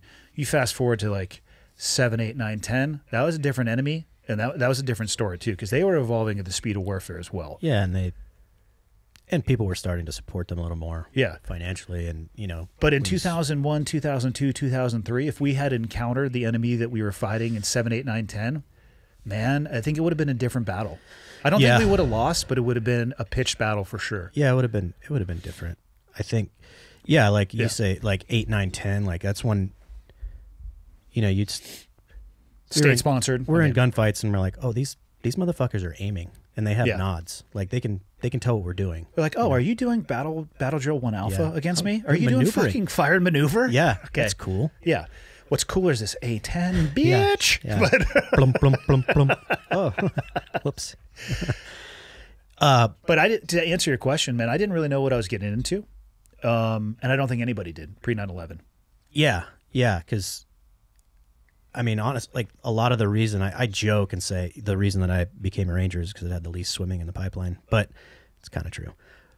But I also just didn't know. Like there was a lot of the, I knew if I signed up with a Ranger contract and went and I broke both my femurs on a jump in training, I would end up still doing something that I wanted to kind of do. I would have been like an infantryman somewhere, Yeah. right? Whereas like with, the Air Force pipeline or the Navy pipeline or whatever, I'm like, oh man, if I like get hurt or it doesn't work out, I'm going to end up scraping bird shit off a runway somewhere, right? Yeah. It was just a little bit of a different. For years. Yeah.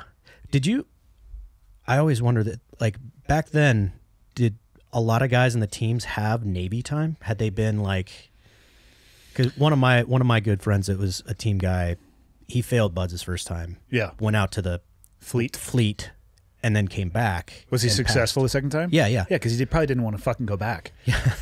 Not uncommon. And people ask that they think you can only attempt buds once. I know people have gone the second time have been successful, and actually the third time. Yeah. They're not going to let you like, hey, quit on a Friday and you're going to start again on a Monday. You're Yeah. going to have some time at a place where you're probably not going to be stoked about what your job is. In my class, I can remember there was an E5 who had come from the fleet, and there was also an E6 who had done an inter-service transfer. He was a Marine Corps gunny. Ooh. Very rigid in his Yeah. thought process. I've thought about people that I went through various phases of my career with. Like when I went to Ranger School, completely different than RASP or the regiment or anything. It's just a gate you have to go through at some point. And in my squad, I had a major who was like he worked in the Corps.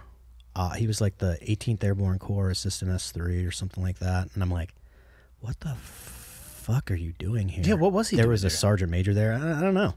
It's like, yeah, as an infantry officer, if you don't have your Ranger tab, you're pretty much just, you can progress, but you're going to progress basically as a staff officer. You're not really going to be a leader at any point. There are exceptions to that rule, obviously, but back then there were exceptions to that rule because we had, in the night, like the GWAT changed the Army a lot as well, in that, we used to have heavy and light, right, in the infantry. So if you were an infantry officer that didn't have a Ranger tab, you were basically shunned to the heavy side. You're going to do mech, which that's just a completely different mindset, kind of like, smoking cigarettes, drinking Mountain Dews in your fucking track, kind of being a lazy fat piece of shit. And then the light was kind of like more where the airborne and air assault and all those guys kind of hung out. So that's where most of your Ranger qualified infantry officers went. But then the GWAT and then Shinseki, he was Secretary of the Army, Joint Chief, Chairman of the Joint Chiefs, and pretty much switched out the entirety of the Army from this like heavy brigade, light brigade, all that, into kind of a rapidly deployable medium force everywhere. Yeah. And plus we have tanks over here. And that kind of made it so, okay, yeah, you really aren't going to be any kind of a leader as an infantry officer without going through Ranger School. And it does kind of suck because having gone, I mean, you see guys, I'm sure, in buds who are fucking rock stars. If they just had a little bit better luck on this one day, Yeah. they would have been a great team guy, but they're just not now. That's one of the stark realizations I had when I went back as an instructor is I had no idea how many injuries actually prevent people from making it to the community or at least recycles them for a good 6 months.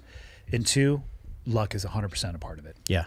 I mean, you would see great individuals, they like tripped by somebody on a concrete grinder and they reach out and shatter both their wrists. And it's like, fuck, man, I don't know what to tell you. Yeah. Like if you can rehab, you're going to get a medical role and you're going to get a performance role, but I can't help you outside of those parameters. Yeah. And what sucks there is, I being an instructor at what's now RASP, is you see that, and then when that guy comes back, he's not the same. Like, Yeah. That person, if they were training or whatever, they peaked to go, and then now you got them on rehab, and they've been just trying to get over an injury, and now you bring them back. Like, it's not really a fair assessment. But yeah, that was one of the things that I wrote this whole paper on it when I was a senior NCO in the regiment, is that I thought it was really fucking silly of us to place any, I don't know, kudos or credence or whatever in U.S. Army Ranger School for providing us with leaders. Like, Isn't it considered a leadership school? it is, yeah. It's for the big Army. Like, it's a big Army leadership school. And in this paper I wrote that our involvement there has now been antiquated. It's an additional gate, but who cares? What other entity within the special operations community decides, okay, at this point in this person's career, we're going to take them and we're going to send them out to a conventional force to have them assessed and have them decide if they possess the capabilities to become a leader in an organization. It's stupid. And again, it's antiquated, like from, the Ranger Department started in the early 50s to give, commando lessons learned to the Army. And that was great up until the point where we had a Ranger regiment. And then it's like, okay. And I also used to say that we should change the name of the Ranger regiment to just something else, just to get us away from that, the 80s Ranger high in tights and all that matters is how fast you can run 5 miles and, iron sights and uniformity and all the shit that kind of held us back in those early days of the GWAT. If we could just, it's something as simple as that. It's changing the name, but that would be like if, when you were an E5 in a platoon, they were like, all right, you're going to go to Navy school now. And these guys that have never served in a team are going to take all these like old legacy tasks and grade you on them. And your passing or failing that course is going to decide your trajectory within our unit. It's stupid. We used to send people pre 9/11 to Ranger School for punishment for DUIs. I'm not joking. No, I had If you got a Dewey, you went to Ranger School and you came back and you were absolved of your crimes. I had two SEALs in my class. They probably hated it. One guy went straight through with me, and then one guy got recycled in the mountains. But yeah, I'm sure. And but I was also like, dude, what are you doing? Like, kudos to them for not being like, fuck this, man, I'm done. And then, go back and be like, oh, I've sprained my ankle. Ranger School is a really tough course. It's hard. Yeah. It's really hard. But I do think that in just general progression of the unit as a whole. So what was your pipeline in from enlistment to This A school is like your AIT, Advanced Individual Training, which for me, I was infantry, which 90% training, AIT, and then back then you went to airborne school, just go to jump school, and then you go straight Benning? to, yeah. No. So, Because I was always shocked. We would work with Rangers overseas or Ranger battalions. I was always shocked by the number of people who weren't actually Rangers. The vast majority of them were not Rangers. to go to, so that the true like pipe, you go through basic airborne RIP. It's called RASP now. It's 8 weeks long now with a pre-RASP in there. And then you get sent to your platoon, your battalion. It was the same way when I was there, but they leaned on the battalions for the attrition, and for putting guys out, rather than rip so much, which still, I think my rip class had like 30% pass rate. Well, when I left rip, my graduating class, 18 of us from that class went to 2nd Ranger Battalion. A year later, there were 5 of us left in the Ranger Battalion. Jesus. Yeah, so that's kind of like when you talk pipeline. Yeah, you've gone through. You're wearing a scroll now. You're in a Ranger Battalion, but the real pipeline is who gets from point A to basically being a Ranger qualified member of the Ranger Battalion who's set up to take a fire team. So when I did it, it took anywhere from 18 months to 2 years. So you're like, your new guy time, your private time is the real pipeline. That's where the real attrition takes place, because we have a thing there called the Summary Release Authority. It's the only unit in the Army where you can just get kicked out. Yeah, I was going to ask you, are they, is that attrition coming from people giving up? Is that coming from them not meeting standards, a combination of the two? All of the above, yeah. So in regiment, we had a thing called the Blue Book, and it was just Ranger standards, right? Which are all a little bit different than the Army's standards. And what's funny is the formation of 1st Ranger Battalion in 1974, Creighton Abrams, who was the Army Chief of Staff, he stood up a Ranger Battalion to be the standard bearer for the Army. Post-Vietnam, a lot of discipline issues in the Army.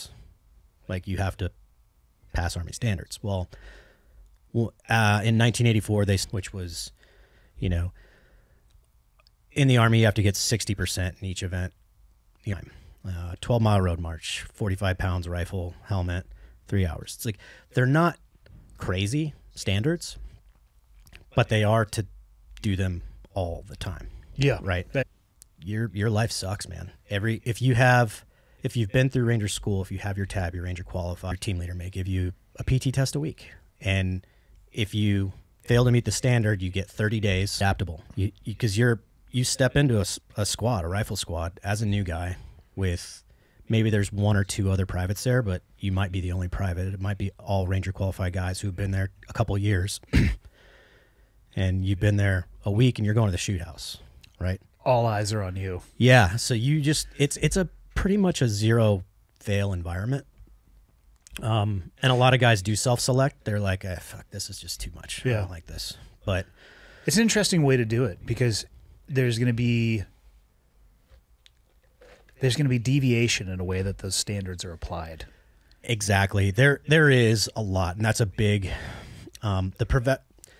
when RIP changed to RASP and went to 8 weeks, it was an attempt to kind of professionalize that process.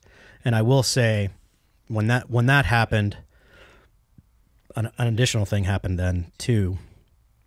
I can talk about that later. But when that happened, I noticed as a senior NCO, like RFSing, released for standards is what you call it when you get rid of a new guy. The RFS rate went way down once we had that longer RASP. But the quality of the new guy didn't so much change. It's just that I think that there was more invested. Mm-hmm. We definitely got less new guys. So there was kind of an accordion effect there for a while where we were deploying with like 5 or 6 man squads instead of 9 to 12.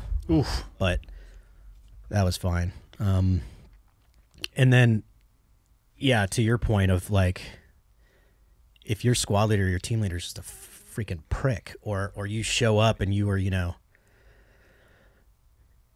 your squad leader is a guy that likes to run ultra marathons, and that's not you. You're gonna suffer because of that. Yeah. But depending on the time frame, there is so when I was a leader, like say I was a squad leader, platoon sergeant, and I wanted to release a guy for standards, there's a packet, you fill it out, you kind of write a book on the guy, like this guy isn't going to work out. And that basically goes in front of kind of a kangaroo court thing with the battalion sergeant major, all the company first sergeants, they'll sit around and like, and sometimes you can look at it and you're like, this is a personality thing. And I always kind of took pride in taking, we call them rehab transfers. So like, oh, this guy's in Bravo company and I'm in Charlie company and his squad leader hates him. Cool, I'll take him and see. And I learned very early on, just at like kind of the platoon level, if a guy was in another squad and they weren't jiving, I'd be like, I'll take him. Because they're like a rescue dog, man. Yeah. Like, they are so fucking happy that they're being given another chance that they will work their ass off. And some of the best Rangers I've ever seen are guys who were gnat's ass away from being kicked down the road. Well, the personality conflict thing is real. That's why I think if you're going to do the releasing people for standards, it's probably better to do it at a schoolhouse or an institutional level as opposed to giving that authority to somebody just in their own chain of command. Because I don't know about your experience, but I worked for some awesome people. I got really lucky early on in my career in pre-9/11, did 2 platoons. It's a 24-month cycle of, 18 months of training and 6 months of deployment. First one was to fucking Japan. The second one was to Guam because that's what we did. Good leadership, good mentors, though. I've seen also the exact opposite, where somebody who was not just they just weren't personality suited to be in a leadership position got into one, Yeah. because they had a fucking pulse, Yeah. and it became a rock paper rank choice as to who was going to get it, and they were next in line sequentially trying to go up the chain of command, and it fucked.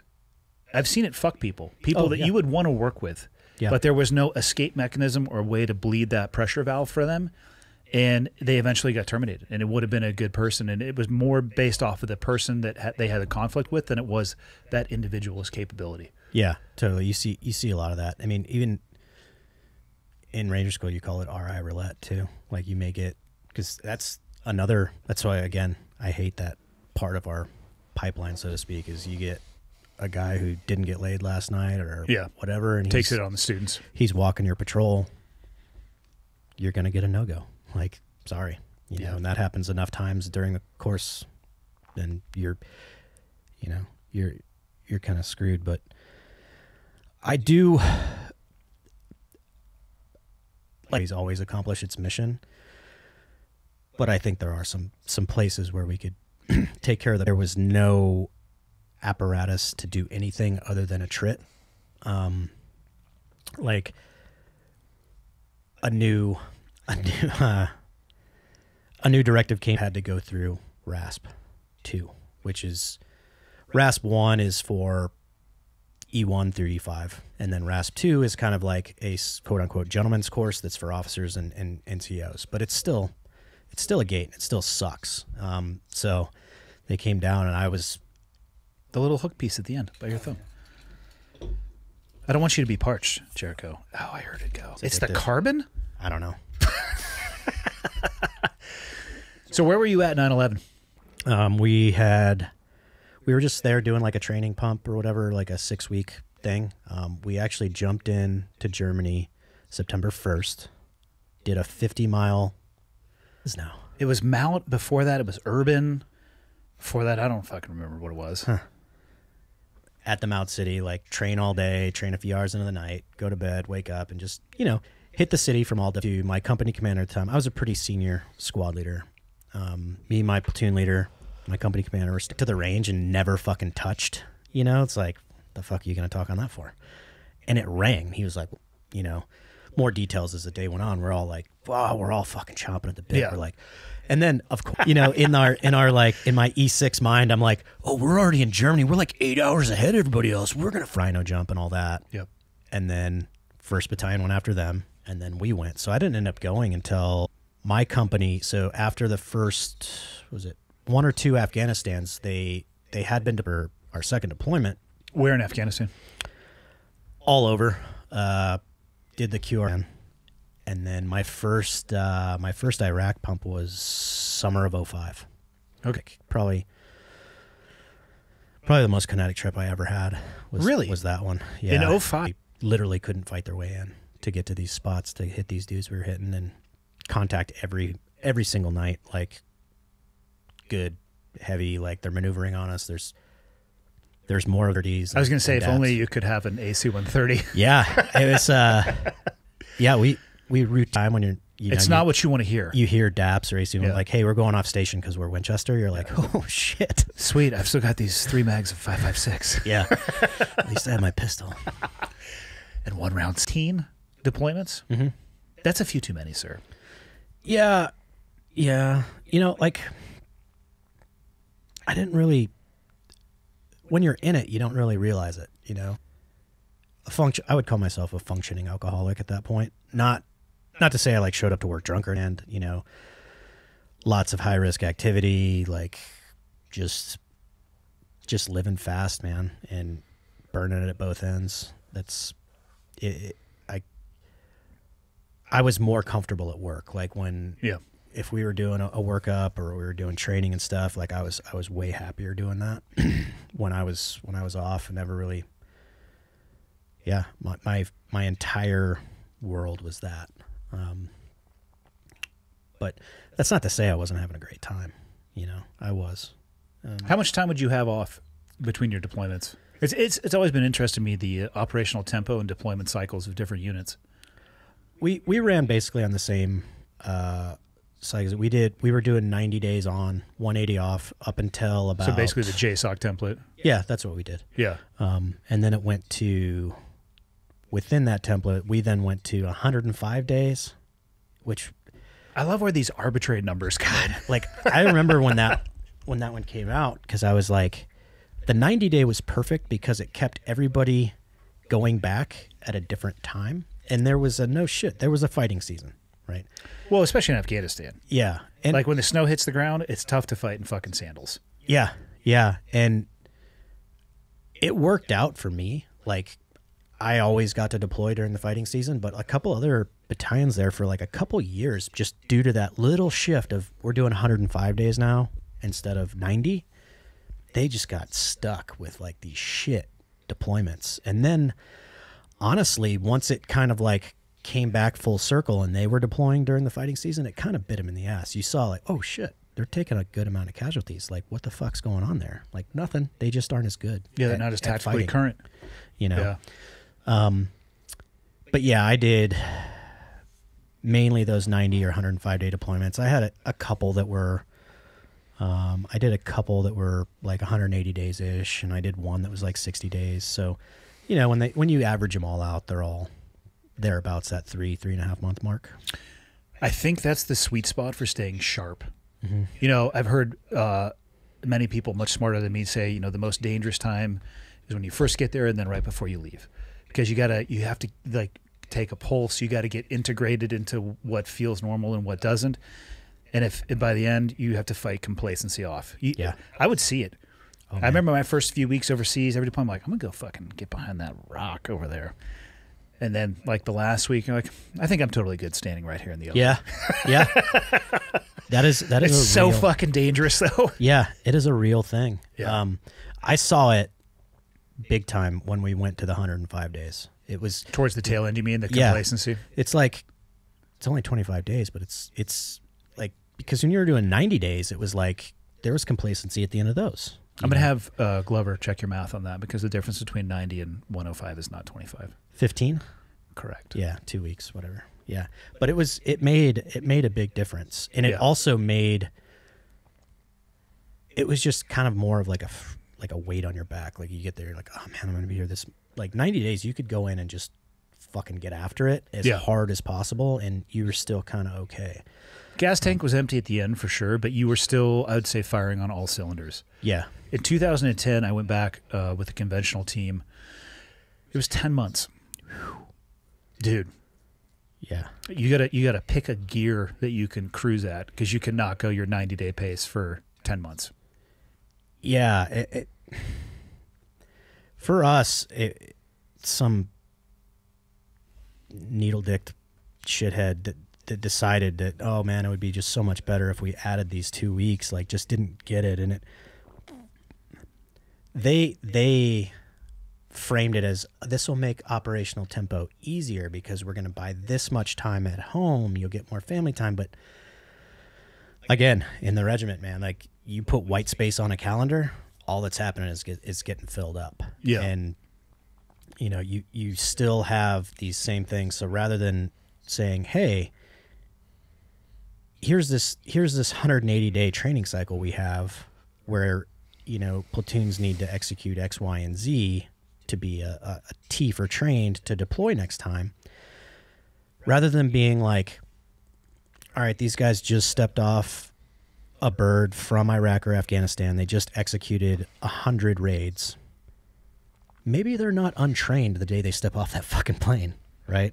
Maybe we can kind of like give them a little credit for that and execute the training calendar appropriately. Well, they didn't do that. They were just like, oh, we just need more time at home.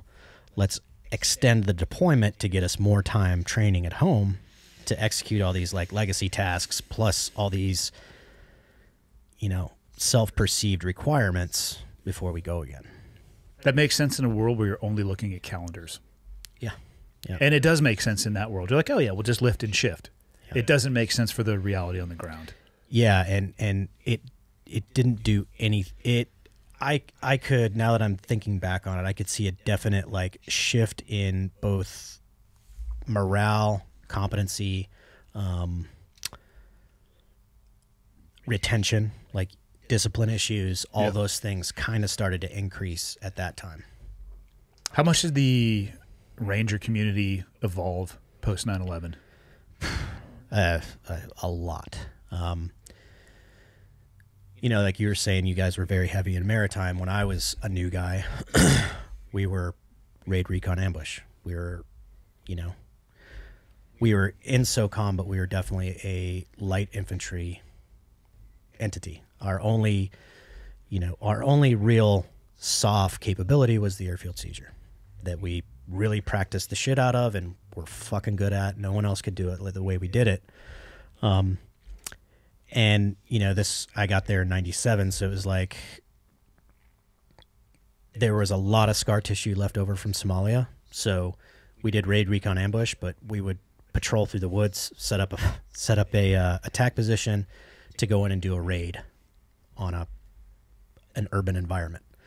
But it was still very much like Vietnam type stuff. Our tactics within, you know, urban settings were very, I guess for the time they were fine, but they were unrealistic, right? And it took us about a week of actual combat to realize, like, hey, you can't set up a support by fire and just start hammering a village because people live there, you know? You're just going to kill everybody. So on that note, I was the fucking Michelin man on my first one. My first ever mission, we did like basically a movement to contact through this valley I can't remember the name of. I carried 10 mags. Fuck yeah. If anybody decides to shoot at them, they'll kill them all. In Iraq, where, you know, other tier units were doing, you know, point raids, and he wanted to just do op-tempo to where it was like, hey, you know that Ranger platoon where only like 12 of those dudes are going out with this unit? Well, there's like 30 more of those motherfuckers over here who are pretty good. So I would say it was like, you know, 04 Ranger platoon on this one. It was a planned thing. And that was mostly, you know, due to McChrystal. The other big, you know, personality-based source of the evolution of the regiment was a guy named Sergeant Major Birch, who grew up in 175 like in the early 80s, went to the unit, and was at the unit at Bragg for basically the entirety of his career until he was an E9, and then came back to regiment as the 3rd Battalion Command Sergeant Major. And when was that? That was 03. And all these things that he was basically like, he came in as a guy who was connoisseurs to fuck off. So within a few months of him coming in, like, we still wore him. I'm sure we would have evolved, but we would have evolved way slower. And it went from, you know, my first trip of sitting on corners to I left my last deployment, second last deployment, sorry. I was senior enlisted advisor for TF Central, so I, in theory, had other tier units as a subordinate to our command within our area of like week, they made you do this like little crucible, like field problem leadership thing. And I lost both my big toenails on it.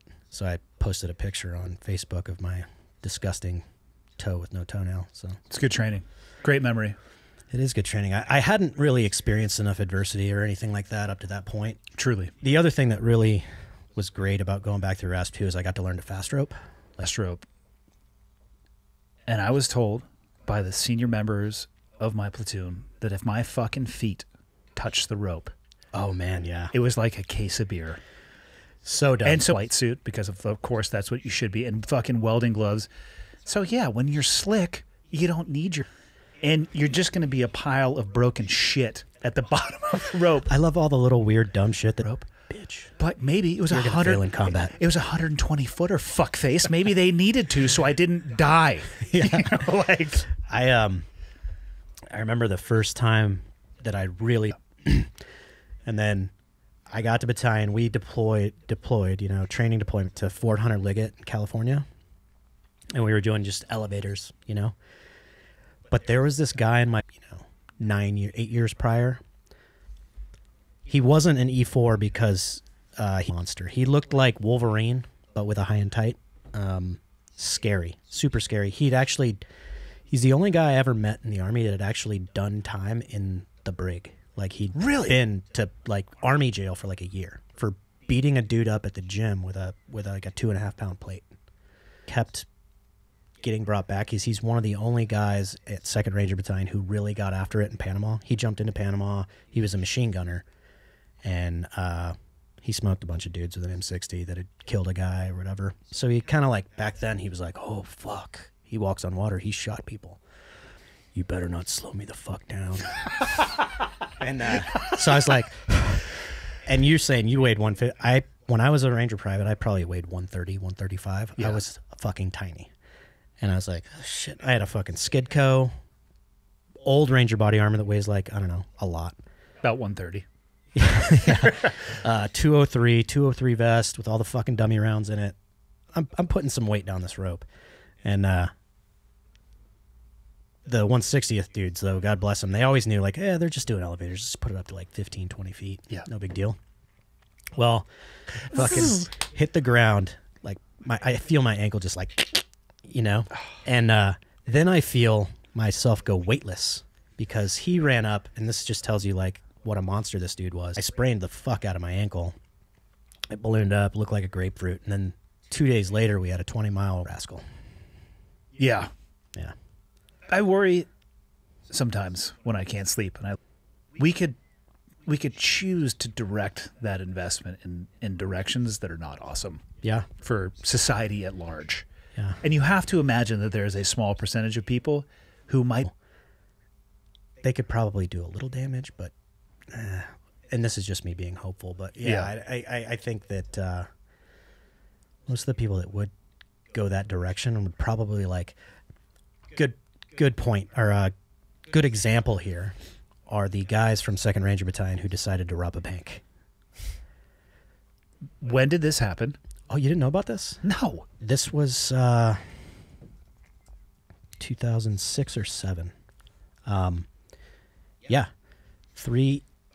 Two, I think it was E4s and one E3, along with one of the guy's buddies, decided to rob a bank in Tacoma the day we signed out on block leave. They just wanted some petty cash. Right. You know, it's funny. Kind of goes to the end of the story. If every one of those Rangers had just re-enlisted for 4 years, their bonuses would have been more than they got out of the bank. But, and this is Tacoma, Washington as well, like Pierce County Sheriff, Tacoma PD, tons of ex-Rangers. For sure. In those police forces. So we got to hear, like, so flawless execution. I was going to say, how were their tactics? Flawless actions on. Actions on were fucking, it was like heat. They were great. Commanded the room in and out. I think they were in and out, and under that whatever magic minute or whatever it is. They used one of the guy's dad's cars and didn't cover the license plates. So some little old lady in tennis shoes walking across the other side of the street looks over and sees guys wearing body armor, carrying AKs, which they brought home from Iraq, and ski masks, and was like, huh, that looks weird, and wrote down the license plate number to the car. You're done right there. Yep. So, yeah, that the 275 bank robbery is a funny fucking story. So, I was in E7. I was waiting to take my platoon. So I just done a deployment as a squad leader. My sergeant major at the time was awesome. He let me be a squad leader as an E7. Came home. Well, my best buddy in battalion at the time was the ringleader's squad leader. Oh, fuck. So the way it worked then like the entire battalion would sign out on leave at the same time so that we could all go, all come back, and then go into whatever next part of the jorts was for us. So you would sign out generally at like 9 or 10 in the morning, and everybody kind of goes to the Four Winds. To include me and my buddy, me and him and a couple other guys were like, we're going to go to Vegas for the first fucking few days of leave. So we go, hop on a plane, get to Vegas, go to our hotel, and then this was the very early cell phone days. So I had like a shitty flip phone or whatever. With probably 60 minutes for the month. Yeah. And he had the same. And, but also, like, you didn't give a fuck about your cell phone. Like, right, you just left it in your room or whatever. So we get to Vegas. We're like, let's fucking go tie it on. So we go down. We were staying at the Hard Rock. We go down, start boozing it up, get pretty hammered, get back, and our fucking cell phone's got, like, 20 missed calls. And he calls back his platoon sergeant. And I remember his face, and he's like, what? What the fuck? Because it took the cops, and the FBI was involved because it's That's a federal crime for sure. It took them about 2 hours to find out who these guys were. And then they fucking swarmed the Charlie Company 275 barracks, which is where these guys were from. Went into the ceiling tiles, found demo, frags, guns. Oh, and, fuck. And all the money bands. So then, of course, they're like, okay, who else is involved here, right? So he calls about, he gets off the phone, he's like, dude, fucking Sommer robbed a fucking bank. And I'm like, holy shit. Dude, no kidding. Like, it was like some shit out of a TV show. Like, right then. On our fucking hotel room door. No way. Yeah. Open the door, and it's 2 fucking FBI agents. And they're like, hey, are you Mike Jones? And they weren't looking for me. They were looking for him because he was in the same. He's like, what's up? And we're hammered, dude. We're fucking hammered drunk. And we're like making light of it. We're like, holy fuck, they robbed a bank? That's bitching. And these FBI agents were really, really, really not happy with how we were reacting to the news. Yeah, slightly less bitching to them. Yeah, but we, showed them our fucking plane tickets or whatever, so we had an airtight alibi. Yeah. How do they end up rolling these dudes up? Oh, man, there's a whole other... So they rolled up all the other guys minus the ringleader, whose name was Sommer. Sommer had dual citizenship, was Canadian and American dual citizen. He immediately went to Canada, so he made it to Canada. Which is not far from Tacoma. Right, You could just yeah. hop on the 5. Yeah, like 2.5 hours drive. So he immediately went there. Then he told the Canadian government he wanted political asylum because he robbed the bank to get enough attention to shed light on the war crimes that were taking place in Iraq. Oh, fuck. But then Canada was like, fuck off, and they extradited him, and it was a thing. Well, when they were all locked up, there was one guy that went with him who was super brand new. He'd been in battalion for like that deployment. He'd been in a battalion for like 4 or 5 months. Which when you're that new and you go on a deployment, you basically deploy and you take out the trash and you sweep the floor. Maybe you'll get to go out on a mission as like a turret gunner or something. Yeah. But Sommer talked this kid into going on a bank robbery. Well, he's like an 18-year-old fucking punk kid. So, of course, the cops get in there and they're like, we're going to put you in a cell with a guy who's going to fuck you until, you die or whatever. So he's like, ah, and he just flipped on everybody. So he then testified against Sommer, who got a lot of time. He got like 30 years or something like that. Well, again, this shit's like out of a movie. They were both locked up in something island. It's a prison in Washington, federal prison in Washington. It's like Little Alcatraz. It was there before Alcatraz. It's an island in the Puget Sound. for whatever reason, they were both in that prison. Sommer was in a different thing. Sommer faked like being sick and went to the infirmary, and then broke out of the infirmary and went to this dude's block and fucking stabbed him. No shit. Yeah. Did he die? No, he didn't die. But then Sommer got, Probably even more time. yeah, he's going to die in prison now. Yeah. And I think that the other kid whose name escapes me, he's out now. He got out. And he wrote a book called Ranger Games, which has definitely been optioned by somebody to make. And if it hasn't, I don't know what fucks around with the world, because that's, I mean, I don't know about, I want to make that movie. yeah, I don't know about you, but when I was in Ranger Town, we would watch Heat and be like, fuck, we could do that, like, or Point Break or whatever. Bro, and you're like, the amount of time that we spent talking about robbing businesses. But like in Coronado, Orange Avenue comes right down. They're like, hey man, like, what do you think about putting a 60 up on top of this building? We could just take the long axis down this road. I'm like, fuck yeah, we'll put another one up over here. Yeah. We'll get a small assault team to go right through the front door. yeah, the thing we always leave out of that is like, all right, we may have to murder some cops or, you know, some just regular people. We got to go in there and assert our dominance. yeah. Yeah, fuck. But yeah, guys really did it. And like I said, I think they got out of there with like 60 grand or something. Like if they'd all just re-enlisted for 4 years, they would have. Goddamn nosy grandma across the street. I know. These Dude, guys I'm could have getting been legends. coffee yesterday. And I'm not the most astute and aware person, but I pay attention to some things. It's getting a little bit colder here in Kalispell, so there's a population group that is transient throughout the area, and there's a small fireplace in the coffee shop I was going to. And I was kind of paying attention to who was sitting at the fireplace, and I walked back out to my truck, and I'm getting in, and I see this guy backing in.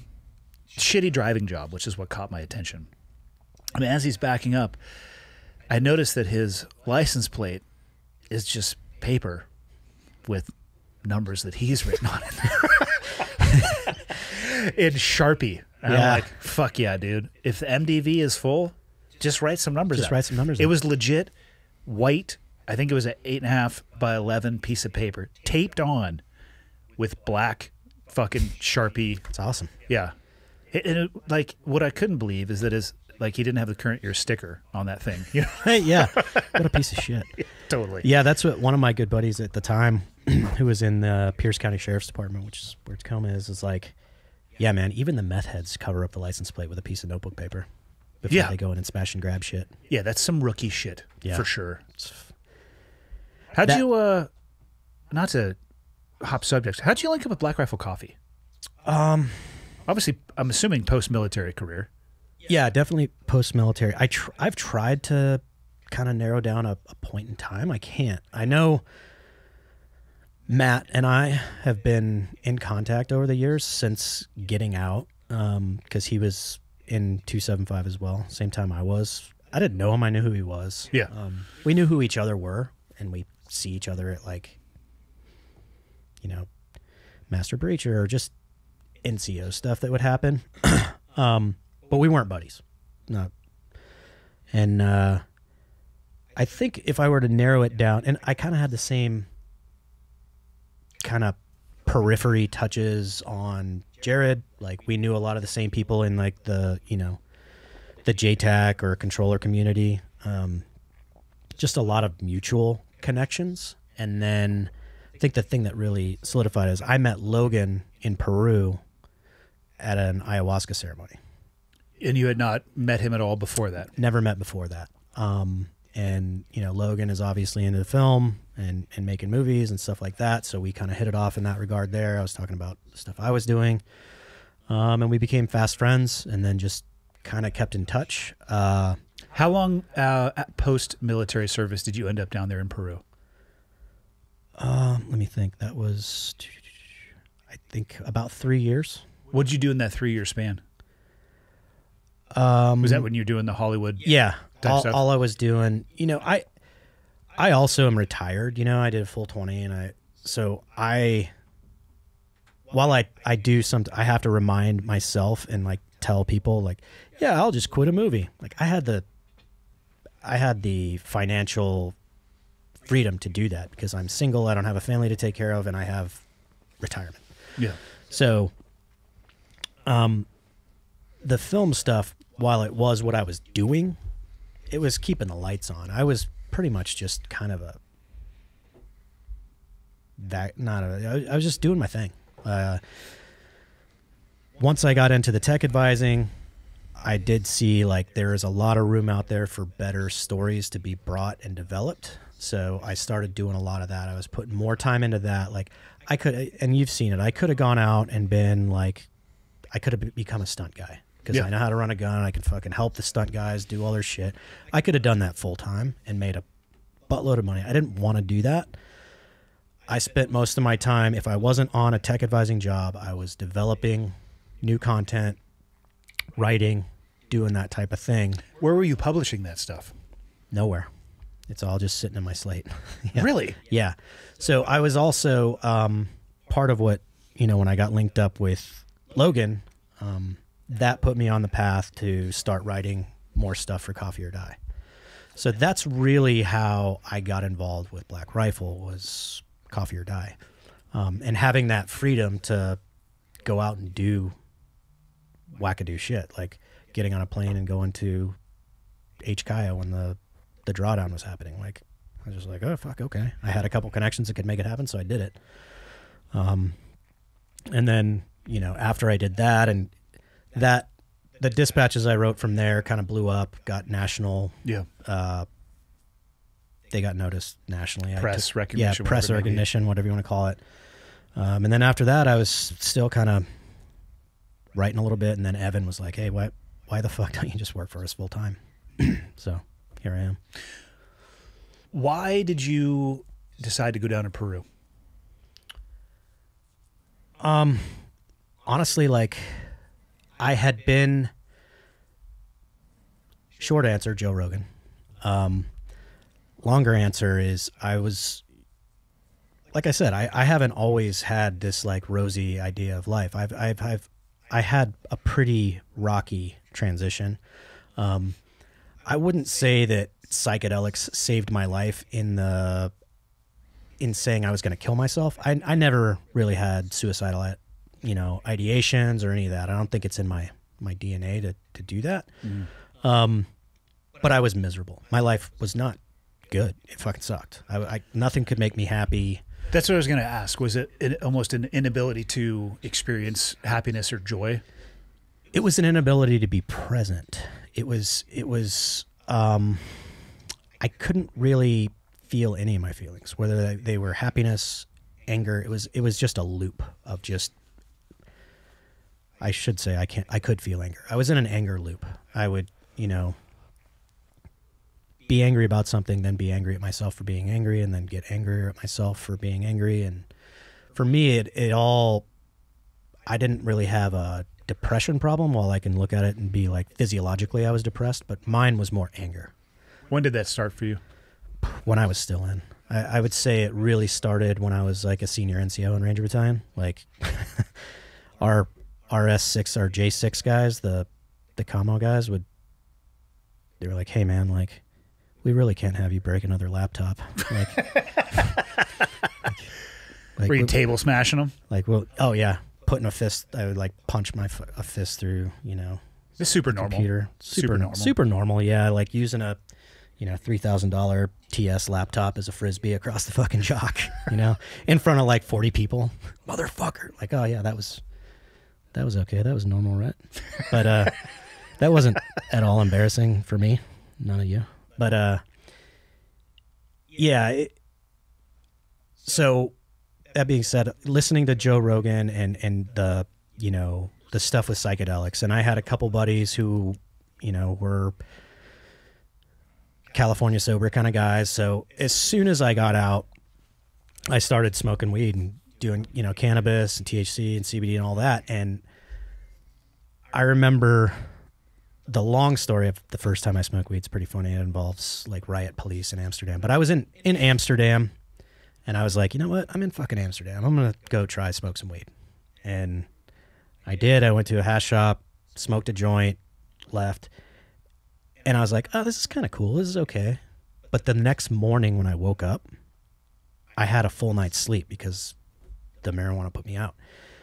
Like you didn't wake up every 12 seconds.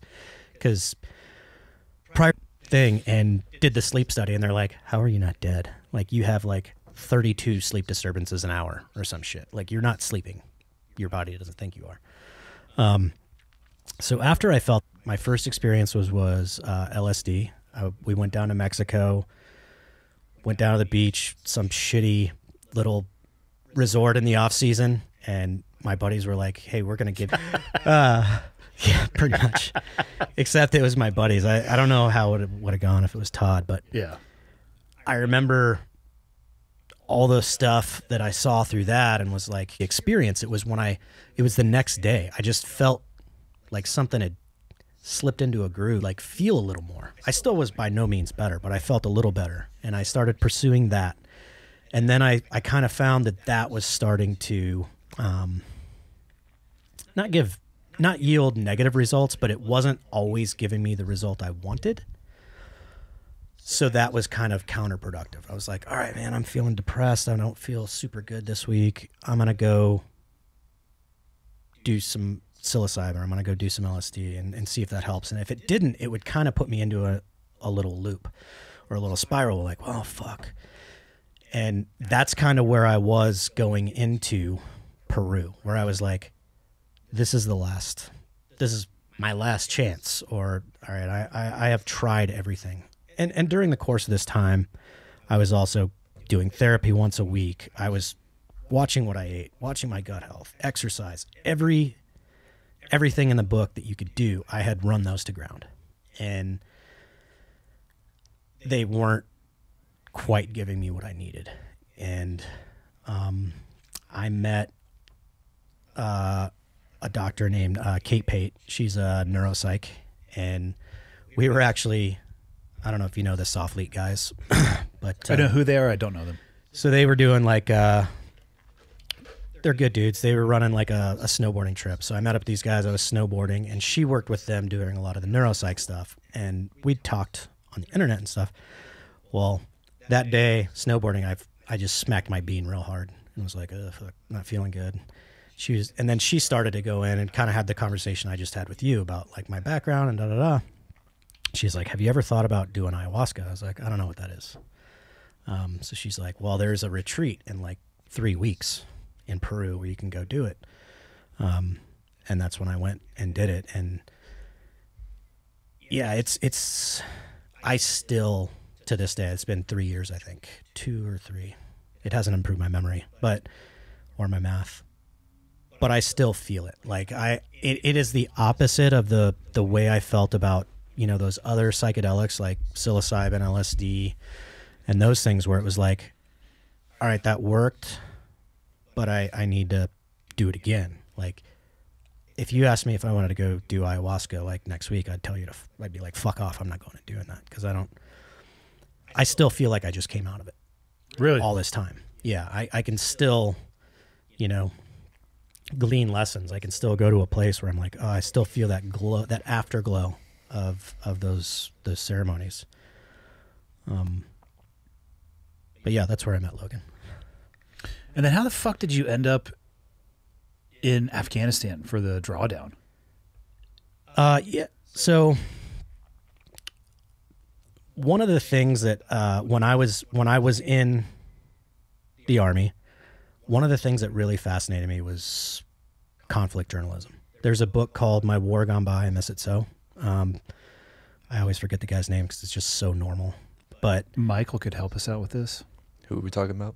my He's not, war even, gone. he's not even fucking He listening doesn't to care us. about. I just shared some really deep stuff. Yeah. My War Gone By, I Miss It So. Who's the author of that, Michael?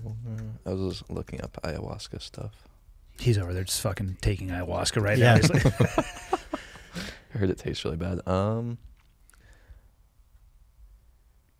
on, I'm on Amazon. Anthony Lloyd. Anthony Lloyd. There Yeah. you go. So Anthony Lloyd was. you're not fired for today, Michael, but tomorrow's a new day. Well, fingers crossed. So Anthony Lloyd was a British infantryman who got out of the Army and was kind of going through a rough time. And right around that time is when the wars in the Baltics or Balkans. I always get it mixed up. Bosnia, Herzegovina, Croatia, Serbia Balkans, I think. Balkans. Yeah, Balkans. So he heard that if you go down there with a camera, like AP or whoever will buy your pictures if you take pictures. So he goes down there with a camera, not a trained photographer, and just starts taking pictures of the war. Gets all these really crazy placements. Then he starts writing captions, and he becomes a very, very high-level, well-respected conflict journalist. He ends up going to Chechnya. He's been going all over the place. But I read that book, and I was like, that's fucking awesome. That's really cool. So I always kind of tinkered with the idea of getting out and doing that. But it was one of those, it's like being a military tech advisor. It's like hard to break into. You don't really know a path until you meet the right person. So that was always kind of in the back of my head. Well, I follow on this is one of those times where like Instagram's a really cool thing. So I follow a lot of conflict journalists. One of them, her name is Jane Ferguson. She works for PBS NewsHour now. But she worked for Al Jazeera English for years and years. She's from Northern Ireland. And I came across her account because she did an embed with the Taliban. So she's out. She was up north somewhere. There were no more coalition forces. They were just fighting the ANSF or whatever they're called. So I just like followed her and I wrote her. And I was like, hey, I really admire your work. It's pretty awesome, blah, blah, blah. And she actually wrote me back. Like, oh, that's cool. I checked out your stuff. You seem like you had a pretty cool life too, blah, blah, blah. And then around that time, I was doing a little bit of writing for Coffee or Die. And I wrote her. I was like, hey, would you mind looking at some of my writing? Because she had also, right at the beginning of COVID, taken a job as, I don't know what you call it. It's like a professor, but it's temporary. You know, it's like a whatever. So she was teaching conflict journalism at Princeton at the time. And I saw she took that job and I was like, yeah, I know this is how you get paid, but would you mind reading some of my stuff and giving me tips or just tell me some books to read to get better at, you know, journalism, basically. She's like, yeah, totally, for sure. So that's kind of like our friendship up to that point. Well, then I was down tech advising on a movie in New Orleans when Biden made the announcement, hey, we're going to pull all troops out of Afghanistan by X date. So I called her up and I was like, hey, you're going to be there for that? She's like, absolutely. Like, can I go with you? And she agreed. And I said, you know, how can I be value added rather than just being, you know, carrying your bags for you or whatever. She said, well, you have like a pretty good network in that world that I do not have. She had done an embed with some commandos a few years prior, but she did such a good job that the guy that she kind of showcased got fired because his boss was jealous of him. So she was like, I kind of am, you know, 86th from the Afghan commando community. So if you could get us in there somehow, that would be your value added right there. So we start working on this trip. And at the time, we were planning a trip to Afghanistan to embed with Afghan forces to cover their fight against the Taliban after we left, which we know now didn't take place. It did for several hours. Yeah, maybe like 45 minutes. Yeah. Yeah. So we have this whole thing together. I made a couple contacts with guys who were in with the 777, which is like the Afghan 160th, basically. And that was kind of our end. I was no kidding. Like, so we were getting ready to go and we see the Taliban just like swooping. And, you know, this is all in hindsight, but at the time I was like, fuck, man, like I can't get overrun by Taliban because the Afghans are retreating. Like, I'll get my fucking head cut off, you know? And it came down to, I was like literally standing on the curb waiting for my Uber to go to JFK to fly into like Kabul International as a civilian. And me and her talked and she was like, dude, you shouldn't come. She's like, I have connections within the Taliban. I'm from Northern Ireland. They don't give a fuck about me. But if they roll us up and they find out who you are and where you've been, you're fucked. They're going to give a fuck about you for sure. Yeah. So I ended up waving off going with her. She went with a cameraman, which basically they landed in Kabul, went to the hotel. What's that hotel in Kabul? The Ariana. Yeah. They go there. They were there, I don't know, I'd have to let her tell the story, but a matter of hours before they got evacuated. And then put into, there's that British hotel right at the gate of HKIA. I don't remember the name. But she basically got evacuated immediately and was under the control of the British military there. Well, the guys who got me the inn with 777 were leading an NGO called Arc Salis, and their whole reason for existing prior to this, they were trying to evacuate the families of the 777 and all the Afghan commandos so that the commandos could then concentrate on fighting the fight, not worry about their family out in whatever village that's going to get murdered by the Taliban. So they had one flight that had already been set up, and they're like, hey, it's a long shot. It may not get in, but if you want to get on it and write a story about it, go ahead. So in my mind, I was going to get on this flight, fly into Kabul, watch them load a plane, fly out, and write a story about this maiden flight for Arc Salis. Well, then I ended up getting on the flight. I remember flying, and I'm like, there's no fucking way this is going to work. Because by this time, that human wave had gone across the airport. The 82nd had gotten deployed to secure the airport along with a couple battalions of Marines. And they now controlled the airport. There was no more civilian air traffic going in or out of there. The ATC was being run by combat controllers. So I'm like, they're not going to let this fucking plane land. They're not. Well, they did. And then I'm like, okay, they're going to have a couple of like Marines standing at the bottom of these stairs, making sure no one gets off. They didn't. So I like stepped out on the little, well, first of all, I didn't step out on the thing. We pull up and open the doors, and there's like a couple of like E1 Marines. And they're like, hey, what's up? Who are you guys? And we're like, can you get the stairs? And they're like, okay. And this fucking dude comes driving over with the stairs like some random Marine. And I'm like, all right, I'm going to get off. I think I know enough dudes here to where I can get a better story. So I got off along with one of the other dudes who we were also trying to kind of corral all the people that we'd set up prior to this, like getting to HKIA to get them sent out. That all kind of went to shit after, the gates, the airport became like super just non-permissive environments. So any kind of like, we were able to get a good number of those people out, but it was like onesies and twosies. Like we tried to, orchestrate all of them coming at once. It just didn't work. One time we did and got a good chunk of them out, but we didn't get them on our own flight. We had to just put them into the mix with everybody else. But a lot of them did get out. But yeah, I got off, went and linked up with some dudes who I knew from the mill. And I'm like, hey, you got a place I can like charge my phone battery and like hang out and get on Wi-Fi? And hung out there for, it was like 6 or 7 days, writing dispatches for Coffee or Die, which one of them ended up kind of blowing up. The New York Post, whatever one's more like kind of a rag, not the New York Times, the other one. They ran one of my dispatches on the front page of their shit.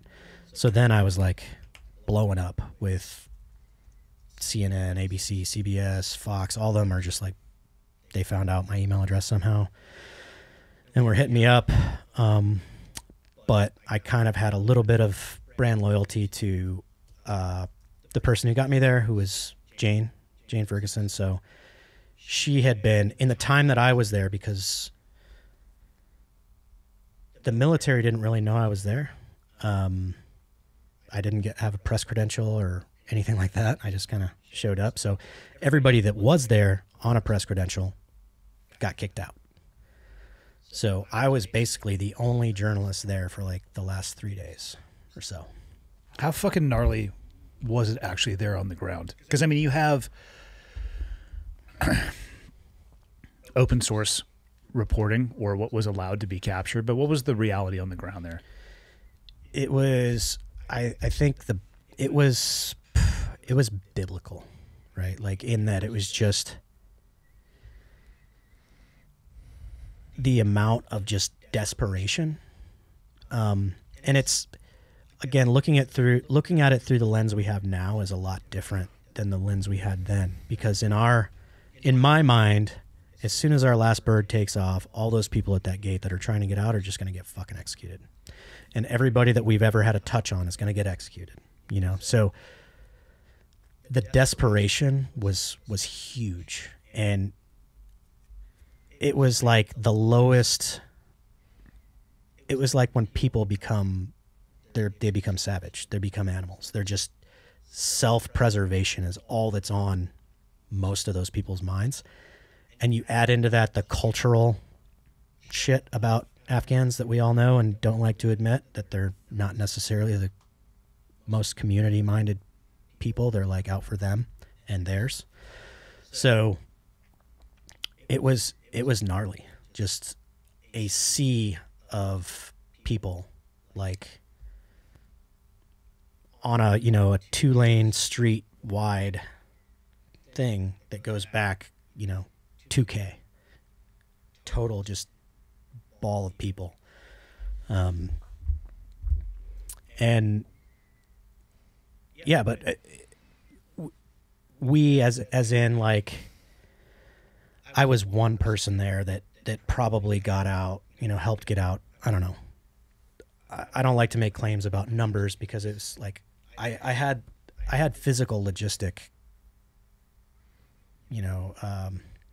limitations, right? Like I had a truck that I hot wired that was, oh, you can't fit on here. Like I can get everybody through the gate I want, but like I have to get you to, a spot to get put on a plane. I can get you through the gate, but the State Department dude who's the gatekeeper here may be like, oh, you didn't cross this T or dot this I, and now we're getting kicked back out. So all those things, like throughout that week of just learning these little tidbits and working with, once people realized I was there through dispatches and stuff, they would start hitting me up. Hey, here's this guy I want to get out. He's my terp, or he was my buddy's terp, or whatever. And they were doing that same thing through a bunch of the Marines that were there and a bunch of the 82nd guys that were there. And, it did become like a fairly, I don't want to say well-oiled machine because it was far from that, but it was somewhat efficient of being like, okay, I knew guys at every gate that I could go to and be like, hey man, I'm trying to pull a guy through. When's the best time when should I bring him? Like blah, blah, blah, blah, blah. And got a good amount of people out that way. But then, the enemy had a vote in that. And a lot of times, there'd be a whisper of a suicide bomber, right? That gate's closed for fucking ever, There'd be times, my first night there, we went out to pull some dudes through and the gate took contact and they closed the gate for the rest of the night. So like all those dudes who were, basically broke cover to come and try and get pulled through are now out there, and you don't know how or where or when to try and pull them back through again. An added step to that was, when you go to a concert and you try and send a text and you can't because the network is just bogged down. That was happening the whole time. So I would go out to a gate, or I would have this like spot where I would send out a text and be like, hey, this is the last one I can send you. You have to meet at this spot. I would take a picture of it beforehand, be like, I want you to see this exact view and I'll come find you. But then you get there and it just, something went wrong. It was like there were no comms. So you couldn't just like call the person or text them and be like, hey, where the fuck you at? So yeah, it was a different environment than I'd ever seen before or tried to work through. At the very end, when the U.S. had to get their last plane off the ground, did they basically task the ANA or ANP with holding the perimeter as they ran towards fucking idling aircraft? No, they tasked the Taliban. Really? Yeah. Yeah. There was like a battle handover with the Taliban to keep the airport secure. Until the wheels could get up off the Yep. last plane. Yeah. Fuck, man. Yeah, wild. No, there was zero. When I got there, I went over and saw a few of those 777 guys, the aviators. Then they were gone.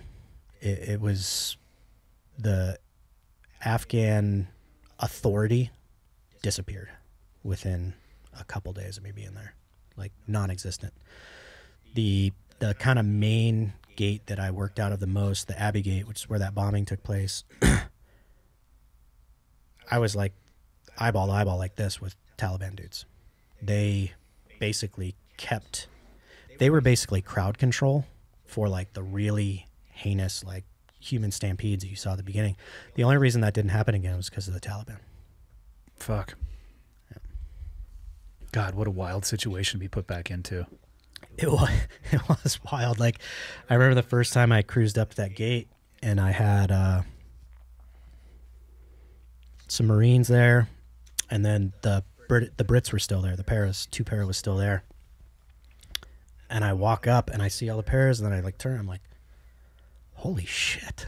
Like, it was like odd. It was like, man, I want to just like blast you right now. Like, this is like, if I'd turned the corner like this, like fucking 4 years ago, I was just like, and it was crazy just getting to like, it was also kind of like in my mind, I'm like, this is wild. I get to just observe this dude, just like watch him, like without,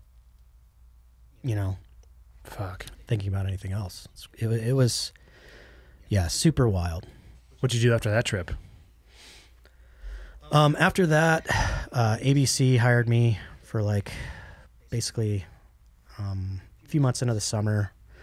And that was when I got to kind of like realize Santa Claus isn't real, that like the media really, everybody loves to shit on the media, and I do too, but I really saw, I was like, oh wow, they do have an agenda.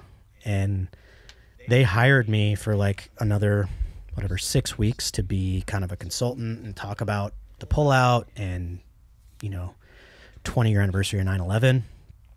And We like to call it the withdrawal. yeah, Pullout is something different. the pullout. But Let's be politically correct. but yeah, I got back, and like I said, they hired me full time, and I probably, for the duration of that, after the first week, once we saw that the withdrawal was a black eye on the administration and that they'd handled it improperly, it disappeared out of the news cycle. And then, yeah, so then I was just hanging out in New York for like another like month and a half, not doing shit, fucking off. Like, I think I worked a grand total of like 7 minutes the whole rest of the time because they just didn't want to talk about it. Really? Yeah. Yeah, it didn't come up in the news really at all. And then, yeah, I wrote a couple pieces that I submitted to, New York Times and stuff like that. And I'm like, I'm the only motherfucker that was there. And they wanted nothing to do with it. So that made me think, or it made me have all that much stronger of a pull towards Black Rifle and our media apparatus, in that we can tell the truth and we can tell inconvenient truths and truths that no one wants to hear. So yeah, after that, what did I do? I didn't really do much. I hopped over to Ukraine. Yeah. I spent the rest of the summer, I was fucked off, and then I took, a job at Black Rifle, doing what I'm doing now. I was basically doing media stuff, and then, Evan brought me on board. He's like, I want you to help get the media department in line, get some SOPs, help it, scale it, yada, yada. And I think I'd been actually full-time for like 3 or 4 weeks, and was like, hey man, I know you didn't hire me to do this, but like, I really want to go to Ukraine. And he's like, yeah man, if I can go do it, do whatever. So it was with Jane Ferguson again. How was it on the ground there? It it was incredibly. I mean, it's wild in that it's a fucking war, right? Like, we've experienced, war in the sense of like we're in it. Like, but I think, at least in my experiences, all of my touches in war are like very voluntary, minus the occasional indirect fire that my fob get that hit far away, or like a base attack or whatever. But it was a really, really different experience being in a, like, not near peer, but like a army versus an army war, where the enemy had like an air force and cruise missiles and all that shit. And it was all the biggest kind of difference I noticed too in my mindset was, I always tell people, that none of the stuff I did in combat was necessarily traumatic, because it was all in context, right? Like, oh, I'm in a Middle Eastern country. I'm in the mountains. I'm in a bombed out fucking city. This has context. This is what should be happening. Well, you're in Kyiv, and it's a beautiful European capital, and you see a cruise missile hit a fucking apartment building, and you see people, this is human nature, but these people look like me, right? Like, it's just different for me to see it. I can't like compartmentalize it quite so easily, because it's like, shit, this is like the Western world. It's Eastern Europe, but it's a developed nation that, like, shit. I remember right when I retired, I went on a really long kind of backpacking trip through Europe, and I remember almost going to Kyiv and being like, I'll go next time or whatever. But it looked awesome, and I was like, yeah, I'll go vacation there for a few days. And then now here I am, and I'm staying in like a 5-star hotel, but I'm eating fucking camping meals in my room because there's no infrastructure, there's no food, there's no all these things. How long did you stay there for? I think I was there just a little under a month. Yeah, and honestly, like, the reason that I left, it was the Soviet mindset is still very much alive and well in Ukraine, in that they had us as journalists under their thumbs so fucking hard. Like, you couldn't get shit that they didn't want you getting. And it got extremely frustrating to where you're like, what the like, you started to kind of like let your mind go down conspiracy theorist rabbit Question the holes. narrative. Yeah, and I still do very much question the narrative. I don't want to sound like a psycho. It's like, oh man, fuck. I very much am not a Russian apologist, but I had a very bad, very, very bad opinion of that thing. But also, they're a cat in a corner, with the dog pound surrounding them. Yeah. And like, so I can't blame them, but for my reason for being there was seriously hampered.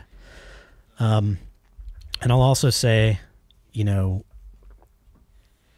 whole time I was there, like, I think my first week there, 3 journalists got killed within like a grid square from where we were. One guy really close, and those guys weren't killed by Russians, right? Like, the way that the country is set up right now, it's like, let's say, Utah invaded Nevada, and Nevada wants to defend Nevada from Utah. So they go out and they get everybody there. They're like, hey man, here's an AK, go cover your corner and make sure no saboteurs get in here. So you have basically every bottleneck in every city and every entry point to cities are being manned by unprofessional people with machine guns and AKs, and they probably have a little bit of booze on board. So it's fucking dangerous. I was scared's not the right word, but, concerned with Russians and the advance and, airstrikes, cruise missiles, artillery, all that. But what I was really scared of is just some Yahoo with an AK that had 12 minutes of training, and we round a corner in a car and he just lights us up, which happened pretty often. That's fucking rough. That's a tough variable to control. Yeah, it was. And we got, our little crew got VI'd a number of times by like territorial guard and shit like that, like AKs racked in our faces and shit. And I'm like, God damn, you don't know what you're doing, dude. Like, I'm not a pussy, but I also know that I have no control in this situation. Yeah.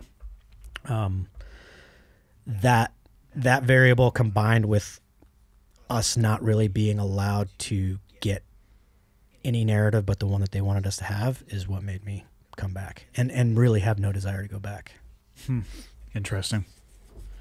So what are you focused on now? How long ago was that first? That was end of February, end of March. Okay, so this year. February, end of March. So focus now is the 777. You know what I hate about the fucking 777? The name? No, the fucking whoop straps. Oh, yeah. Do you ever, and not that I dislike the whoop strap and what it does, but we're in that fucking group, Yeah. and it irritates me where I fall into the rankings. You won the sleep this week. Fuck yeah, I did. I won last week. I know. Yeah. Well, there was some kind of a connectivity issue on one of my nights of sleep. Sure there and was. It just Sure didn't there was. think I went to, it was like, you slept from 9:38 to 10:12. It's like, really?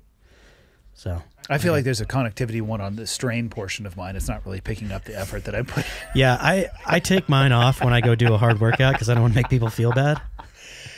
No, sometimes I'll randomly scroll up like 6 out of 12, motherfucker, and I'll look at it, and they think these guys are the Logans on their functional fitness 14.2. I'm just like cuck. Yeah. And there's other dudes up there like running and doing lifting. Yeah, I will It makes say me feel bad about myself as a person, Jericho.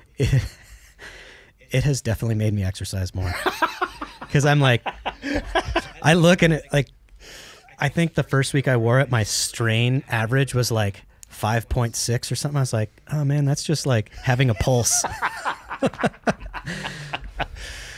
Oh shit! So for people who don't know what we're talking about, in January we're going to go test gravity again in a few different countries with the intent of raising money. And I'll be honest, man, I know. So Mike was Sorelli set the number 7 million. I mean, it's possible, but I don't think it's probable. Fundraising is so fucking hard. Yeah. And you know, I do think there is an untapped demographic that we could go after in fundraising here because, and I'm kind of joking, but we're raising money for educational scholarships, right? So rather than saying we want all student loans to be repaid, why don't we just pony up some of your hard-earned cash and give it to the 777 and we'll pay for a bunch of educations.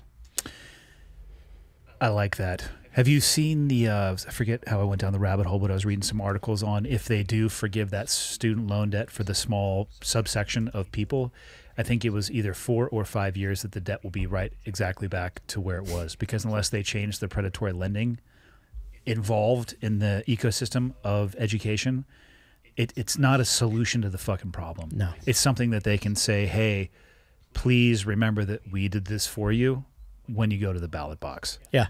Yeah. Which is super fucked. Like, if you just forecast into the future, like, oh, we'll be in exactly the same place we are again. Cool. Maybe we should talk about that for a second.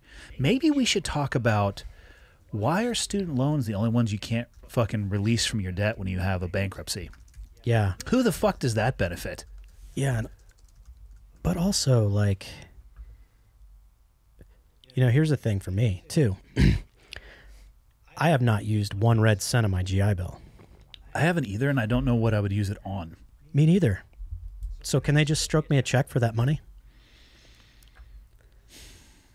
God damn you, I hadn't thought about that at all. Right?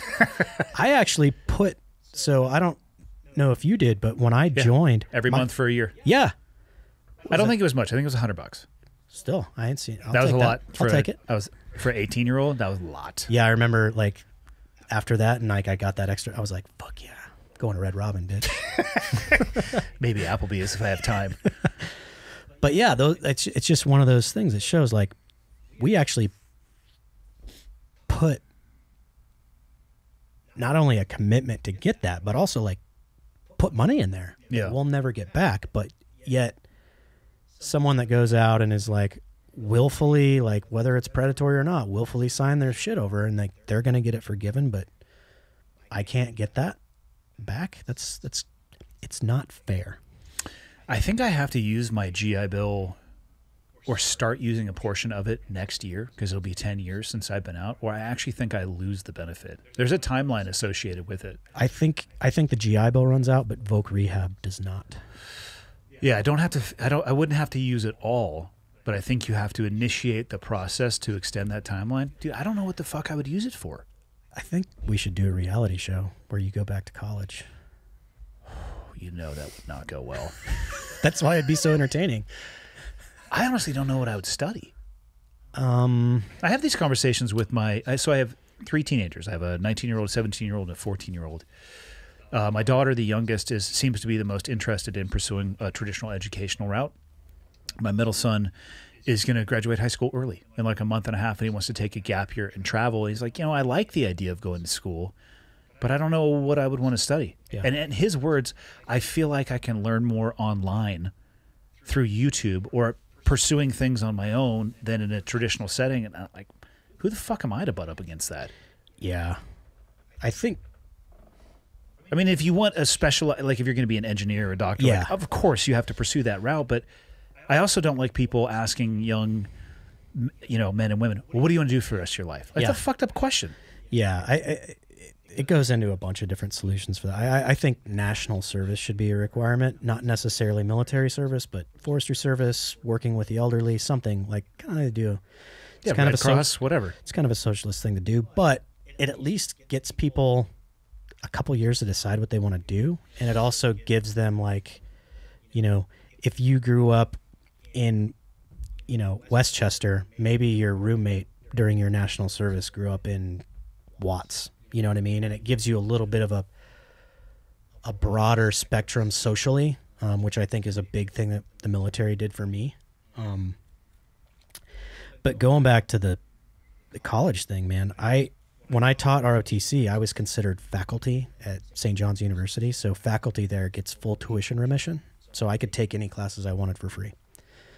So I took as many as I could and still keep up with my job. And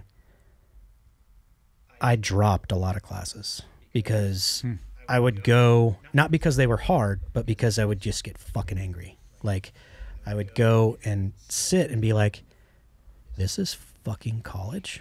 Like, are you kidding me? Like, this person is a mess. They don't know the subject matter they're teaching. And this isn't a shitty school. It's like a lot of money. It's like $40,000 a year or something like that. It's crazy. But I will say, like you said, if you know what you want to do and you're on a track or you're passionate about something, I think it can be good. Like, I love history, military history specifically. So I took every history class they offered. And some of them were just really broadening. Like, I took a class on the history of the Vietnam War, which I thought going into that I knew, everything there was to know about Vietnam. And it was like, holy shit, the layers to that. Mm-hmm.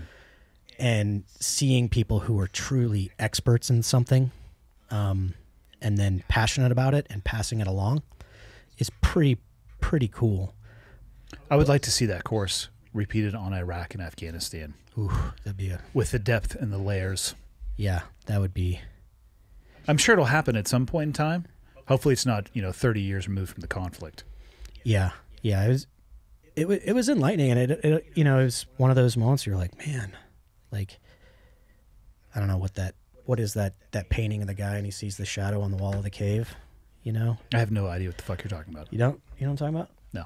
Michael doesn't either. He's not even paying attention. So it's like, I'm paying attention now. It's like if you're you live in a cave and there's a fire over here and it's casting a shadow on your part of the wall of the cave, but then there's a guy one little crevice over and the shadow looks completely different because of how the light's hitting the wall. It's just a statement on perspective. Okay. I think it's Plato's Cave. Plato's Cave. Fuck. Yeah. Again, you're not fired today, Michael. Tomorrow's a new day. Yeah. Like I said, fingers crossed. For being fired, just to clarify. But going back, yeah, we're going to raise a lot of money for Gold. Yeah. It's a worthy cause.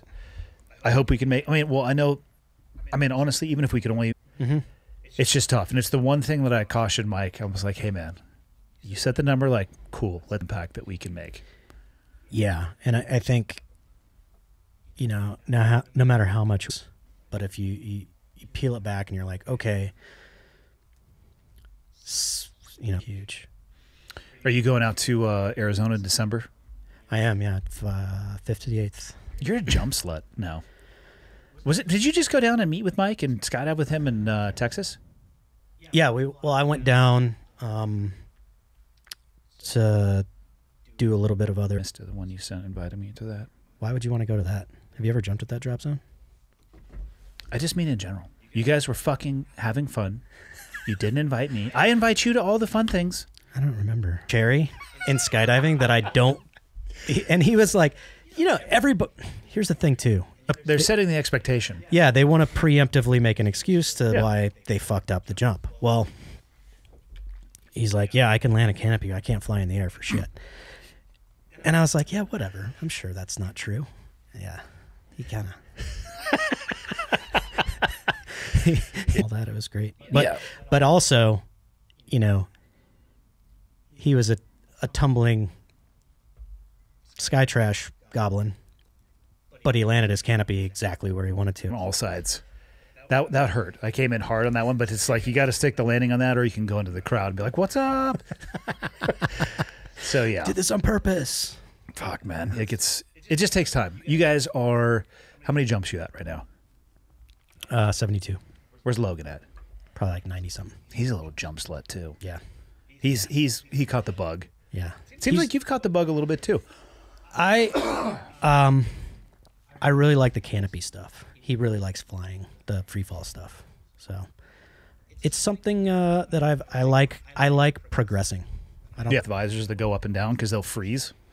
Yeah, they'll freeze and break. Yeah, so I'm thinking take the clear visor Mike Tyson uppercut to the ball sack, Yeah. but it's gonna be fucking awesome.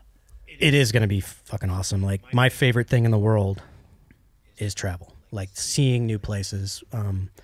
Going back to talking about therapy, and I remember my therapist asking me, like, what's the best feeling in the world for you?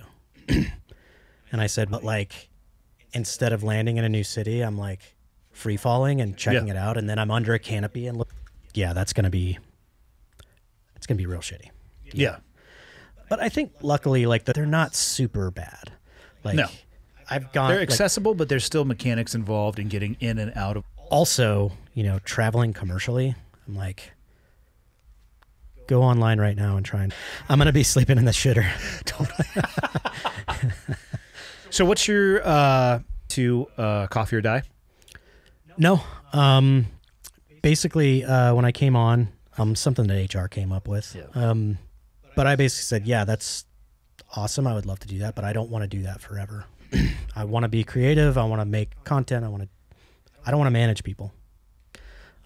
So we are now at that point, and I'm now just a series producer, basically doing lifestyle content, travel, culture, military issues, stuff like. Which is nice. Yep. Yeah, the ability to have that freedom and pick and choose what you want to do, Yeah. as opposed to being tranched in, whether it's at traditional media or social media. Yeah, and you know, at the end of the day, we do. But I think that, you know, just telling our story and I just have to tell the truth, like I said, and if you build it, they will come, so to speak. And if I were ever to be like, feel like I'm being an ad man or I'm getting pigeonholed into a certain direction, I wouldn't want to do it. And I'm lucky that the company provides me with that freedom to tell the stories I want to tell and put out the content that I want to put out and know that They're not really making my life any better. I don't think they're making anybody's life they're making some people's lives worse. potentially. Yeah. And spans things that can, derive you of your ability to focus. Social media, eco usage, gathering data on you. It's just so you can have shit more and more targeted. And it was one of those books where like 5 or 6 pages into it, I'm like, God damn it. Do I Yeah. want to read the rest of this? Because I know that. Yeah. But again, like the platform, like Instagram is designed to get you to constantly go back and how do I look? how do I look? How do I look? Do I get likes? Or you know what I mean? And use it to stay connected, because there are some great things about social media. There are. But falling into that trap of just going into your screen time and looking at like, oh my God. It's embarrassing. I got to take a piss. Well, we're done in like 5 minutes. We've been at this for over 3 hours. I had to go like an hour ago. Go take your piss. We'll edit that shit right out. Did you have a good pee? Yeah, I was. Some pees are glorious and others are just laissez-faire. No, that Just- one was good. There was a lot of power behind it. Oh, nice. PSI? Yeah, a lot of PSI. I was realizing, like, I've had to pee for a while, but I realized, like, I'm not listening to anything you say because That's I have fine. to pee so bad. Fair. Yeah, no, we were talking about social media. And again, I'm only a third of the way through the book. Or in a healthy manner, use the tool, but not fall into the trappings that the tool is actually designed. But just removing the distraction isn't enough, because you're going to still have that space. So you need to find something to fill it with. I'm full on addicted to social media. Like, I could admit that. But it's designed to have you do that. Yeah. And I find myself when I talk, it's specifically about do it, but when I think about it and trying to like have a healthier relationship with it, it reminds me of like when I think about alcohol or tobacco, or, you know, I chewed Copenhagen for the entirety of my career and I quit. But I remember, like, when I would go to the dentist, my dentist didn't even know I did it. Like, Really? yeah. So, like, I would just be like, you know, I really like chewing Copenhagen. Why do I need to quit? Like, it's not hurting anything, you know? Except for the Like, cancer growing in your I'm- body. yeah, I might have cancer someday, but like the doctor said he can't even tell I'm doing it. And then, like, you know, with alcohol, like talking about the Whoop band though, that really, It's a bitch when you drink, because it Yeah. shows you right away. yeah, because again, like I've never had, you know, not never, but in my recent years, alcohol doesn't affect my life. I have a very healthy relationship with it. I have a drink or two every once in a while. But I don't want to not do it because sometimes I like doing it, you know? So I'm like, man, it's not a big deal. Yeah. And social media is the same. I'm like, I like it. I like the relationships that it's fostered with me. And, Well, it's cool. you know, it's cool. I get to see people doing rad shit. I've made a lot of friends. I've fostered some really good professional relationships through it. But then I'm like, I'll look at my screen time and be like, holy shit. You know, like, you were on your fucking phone for 6 fucking hours today. You piece of trash. It's a quarter shit. of the day. Yeah. It was it's- saying in that book that the average adult will touch their phone, I think it was 2,067 times a day. I believe it. Yeah. It might have been 2,600. So I started reading that book, and I was just like, get away Yeah. from me. Yeah. And so I'm trying. Here's my goal. I'm trying to get to, on social media, less than 1 hour per day of interaction, because I want to be able, one, from a business perspective and what we do, you need to play in the ecosystem that's there, but I have to figure out a better way. So I am using the tool, and I am not becoming a tool of the device or the platform. Yeah. It's, Easier said than done, because like you said, the distraction, if you remove it, or like I was saying, it says in the book, remove the distraction is one thing. You need to have something purposeful to fall into that void as well. yeah. And then, you know, the little excuse that I make for myself is like, that's a big part of my profession in media is social media. Yeah. Right. So like, But it's neither social nor media. but if you pull yourself out of that and it sees like, okay, this guy is obviously limiting his interactions here, we're going to punish him. And we're going to, like,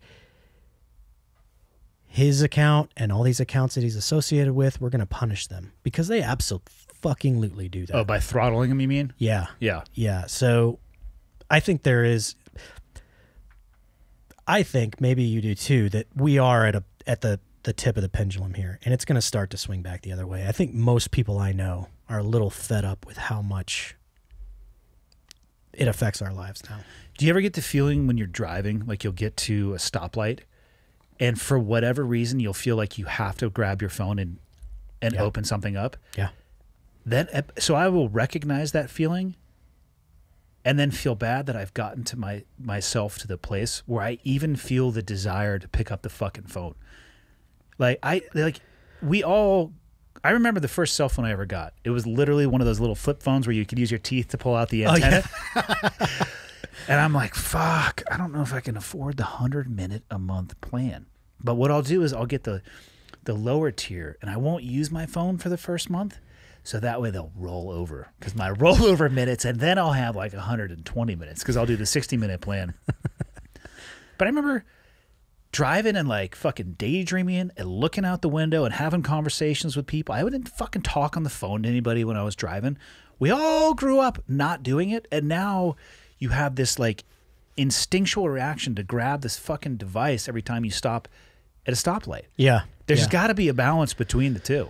Yeah, I mean, I even find myself, I'll be on a flight where my phone's in airplane mode, and I'll like just see it sitting in the little pouch there, and I'm like, God, you're stupid. Like, you don't have a signal right now. You're not going to get any messages. Yeah. What are you doing? I do think that's one of the really... I downplay how much I have like fallen in love with skydiving. That's one of the things I love about it, is I can go out to the drop zone and get like 3 or 4 jumps in a day. I won't look at my phone at all. Yeah. Except to, take pictures or whatever. It's one of the only activities that's really pulled me away from that thing. But yeah, there has to be, something has to give, I guess. Or, there is a lot of talk of Web 2 versus Web 3, and I'm pretty stupid about it, but in very layman terms, Web 3 is our life combined with social media rather than social media being its own thing. So you live in this ecosphere where rather than you trying to get likes on Instagram, you're trying to boost your kind of like life experience score through Web3, through stuff like this, through the Whoop and stuff like that, where you are still interacting with a social media community, but it's more advantageous to your online presence to do real cool shit. I don't know, man. I don't know. It's I just know for me that I gotta make a shift in behavior. One of the things that I recognized immediately, I actually posted about the book yesterday and ordered like 10 other books off of people's recommendations, because I asked people like, hey, what are other ones have been impactful for you? Physical reading of books. I used to do it a lot more, and I've always loved it ever since I was young. That to me is something that I can fill in a little bit of that void as well too. And it's better for me to do in the morning as opposed to, I don't know how many fucking days the alarm goes off, you turn it off, and you just roll over in bed and you grab your phone. Yeah. You're like, what's going on in the world? It's like, how about we give it fucking 30 minutes of being awake? Yeah. Before scrolling onto this device, or find something that, like, I'll check in with other people later. I need to check in with myself first. Yeah. It's funny. Like, I was talking about it with somebody the other day. A tiny little thing that I've changed in my life that's made my mood just way better is, instead of waking up and grabbing my phone and going and getting a coffee, like, I still drink the fuck out of coffee, but instead of grabbing that, and it's literally, it's like 10 minutes, I go and I have an entire Nalgene full of water before I look at my phone. It's like 10 minutes, 15 minutes, and it's made a huge difference. And then I have, a liter of water with maybe some electrolytes, and then I wait about an hour before I have my coffee. Huge difference. How did you stumble across doing that? That was Huberman on Joe Rogan's podcast. That guy's a smart motherfucker. Yeah. And he puts out a lot of, like, since that podcast, I follow him now and like listen to all this shit. Sometimes he'll put stuff out and I'm like, God damn it. Yeah. I really like doing that though. You're like, Is it any better if you know the negative consequences and you're making the choice to do it? That's okay, right, Huberman? It's intentional. It's not, Yeah. I know I'm not supposed to have 47 cocktails, but I get so much smarter and more social when I do. Yeah. I mean, that is a good example. I'm like, with the booze thing, I'm like, when I write a lot better when I'm a little drunk. And to take that out of the equation. I'm like, okay, I have to get creative about how I do that, or just have a riding retreat bender every once in a while and suffer the consequences. Indeed. You ready to go check out the coffee shop? Yeah. You still have all your stuff up in Whitefish? No, I got it all. Did you It's come in my with- car. Oh, okay. I was going to say, let's go check. We made that for over 3 hours. What do you want to close with? Do we miss anything? Don't look at You're me. like a cinnamon roll. There's a lot of layers to It's a lot of unwrap. layers, yeah. I think I might have just fucked up. That maybe that's an onion. Cinnamon roll has layers. There's swirls. Yeah. Yeah. Baker's eating every one of those. Fuck you, Baker. Baker eats airport bagels. Whatever he wants. Yeah, that's true.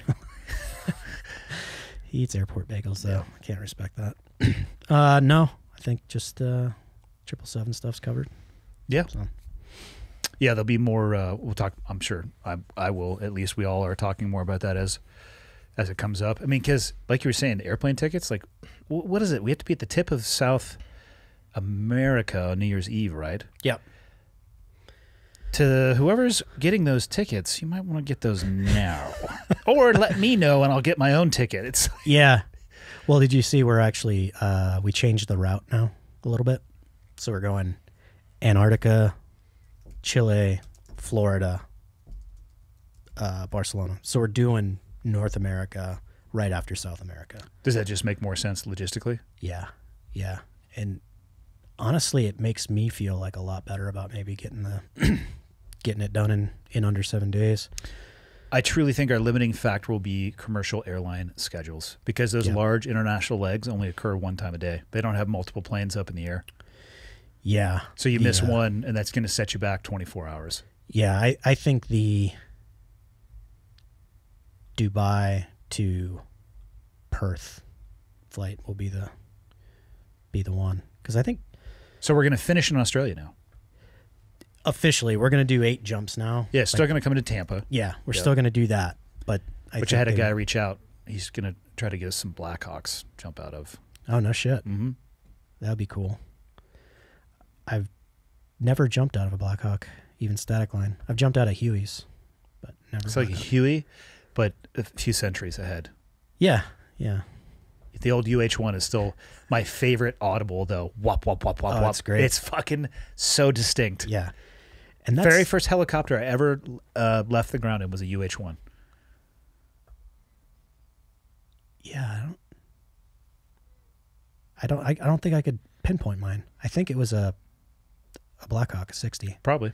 Yeah. I've crashed in a 53. Well, that's what 53s do. Yeah. Yeah, I'm glad those things are gone. Well, I wouldn't have to worry about it, but The only thing that scares me more than those was the Osprey. oh yeah. I've only ridden in one of those once, and that was enough. Yeah. It feels like you're in a school bus that's hanging by 2 ropes and just like kind of swinging around. Hard Didn't like pass. it. Hard Yeah. pass. Let's go check out the coffee shop then. All right. Cool. All right, man.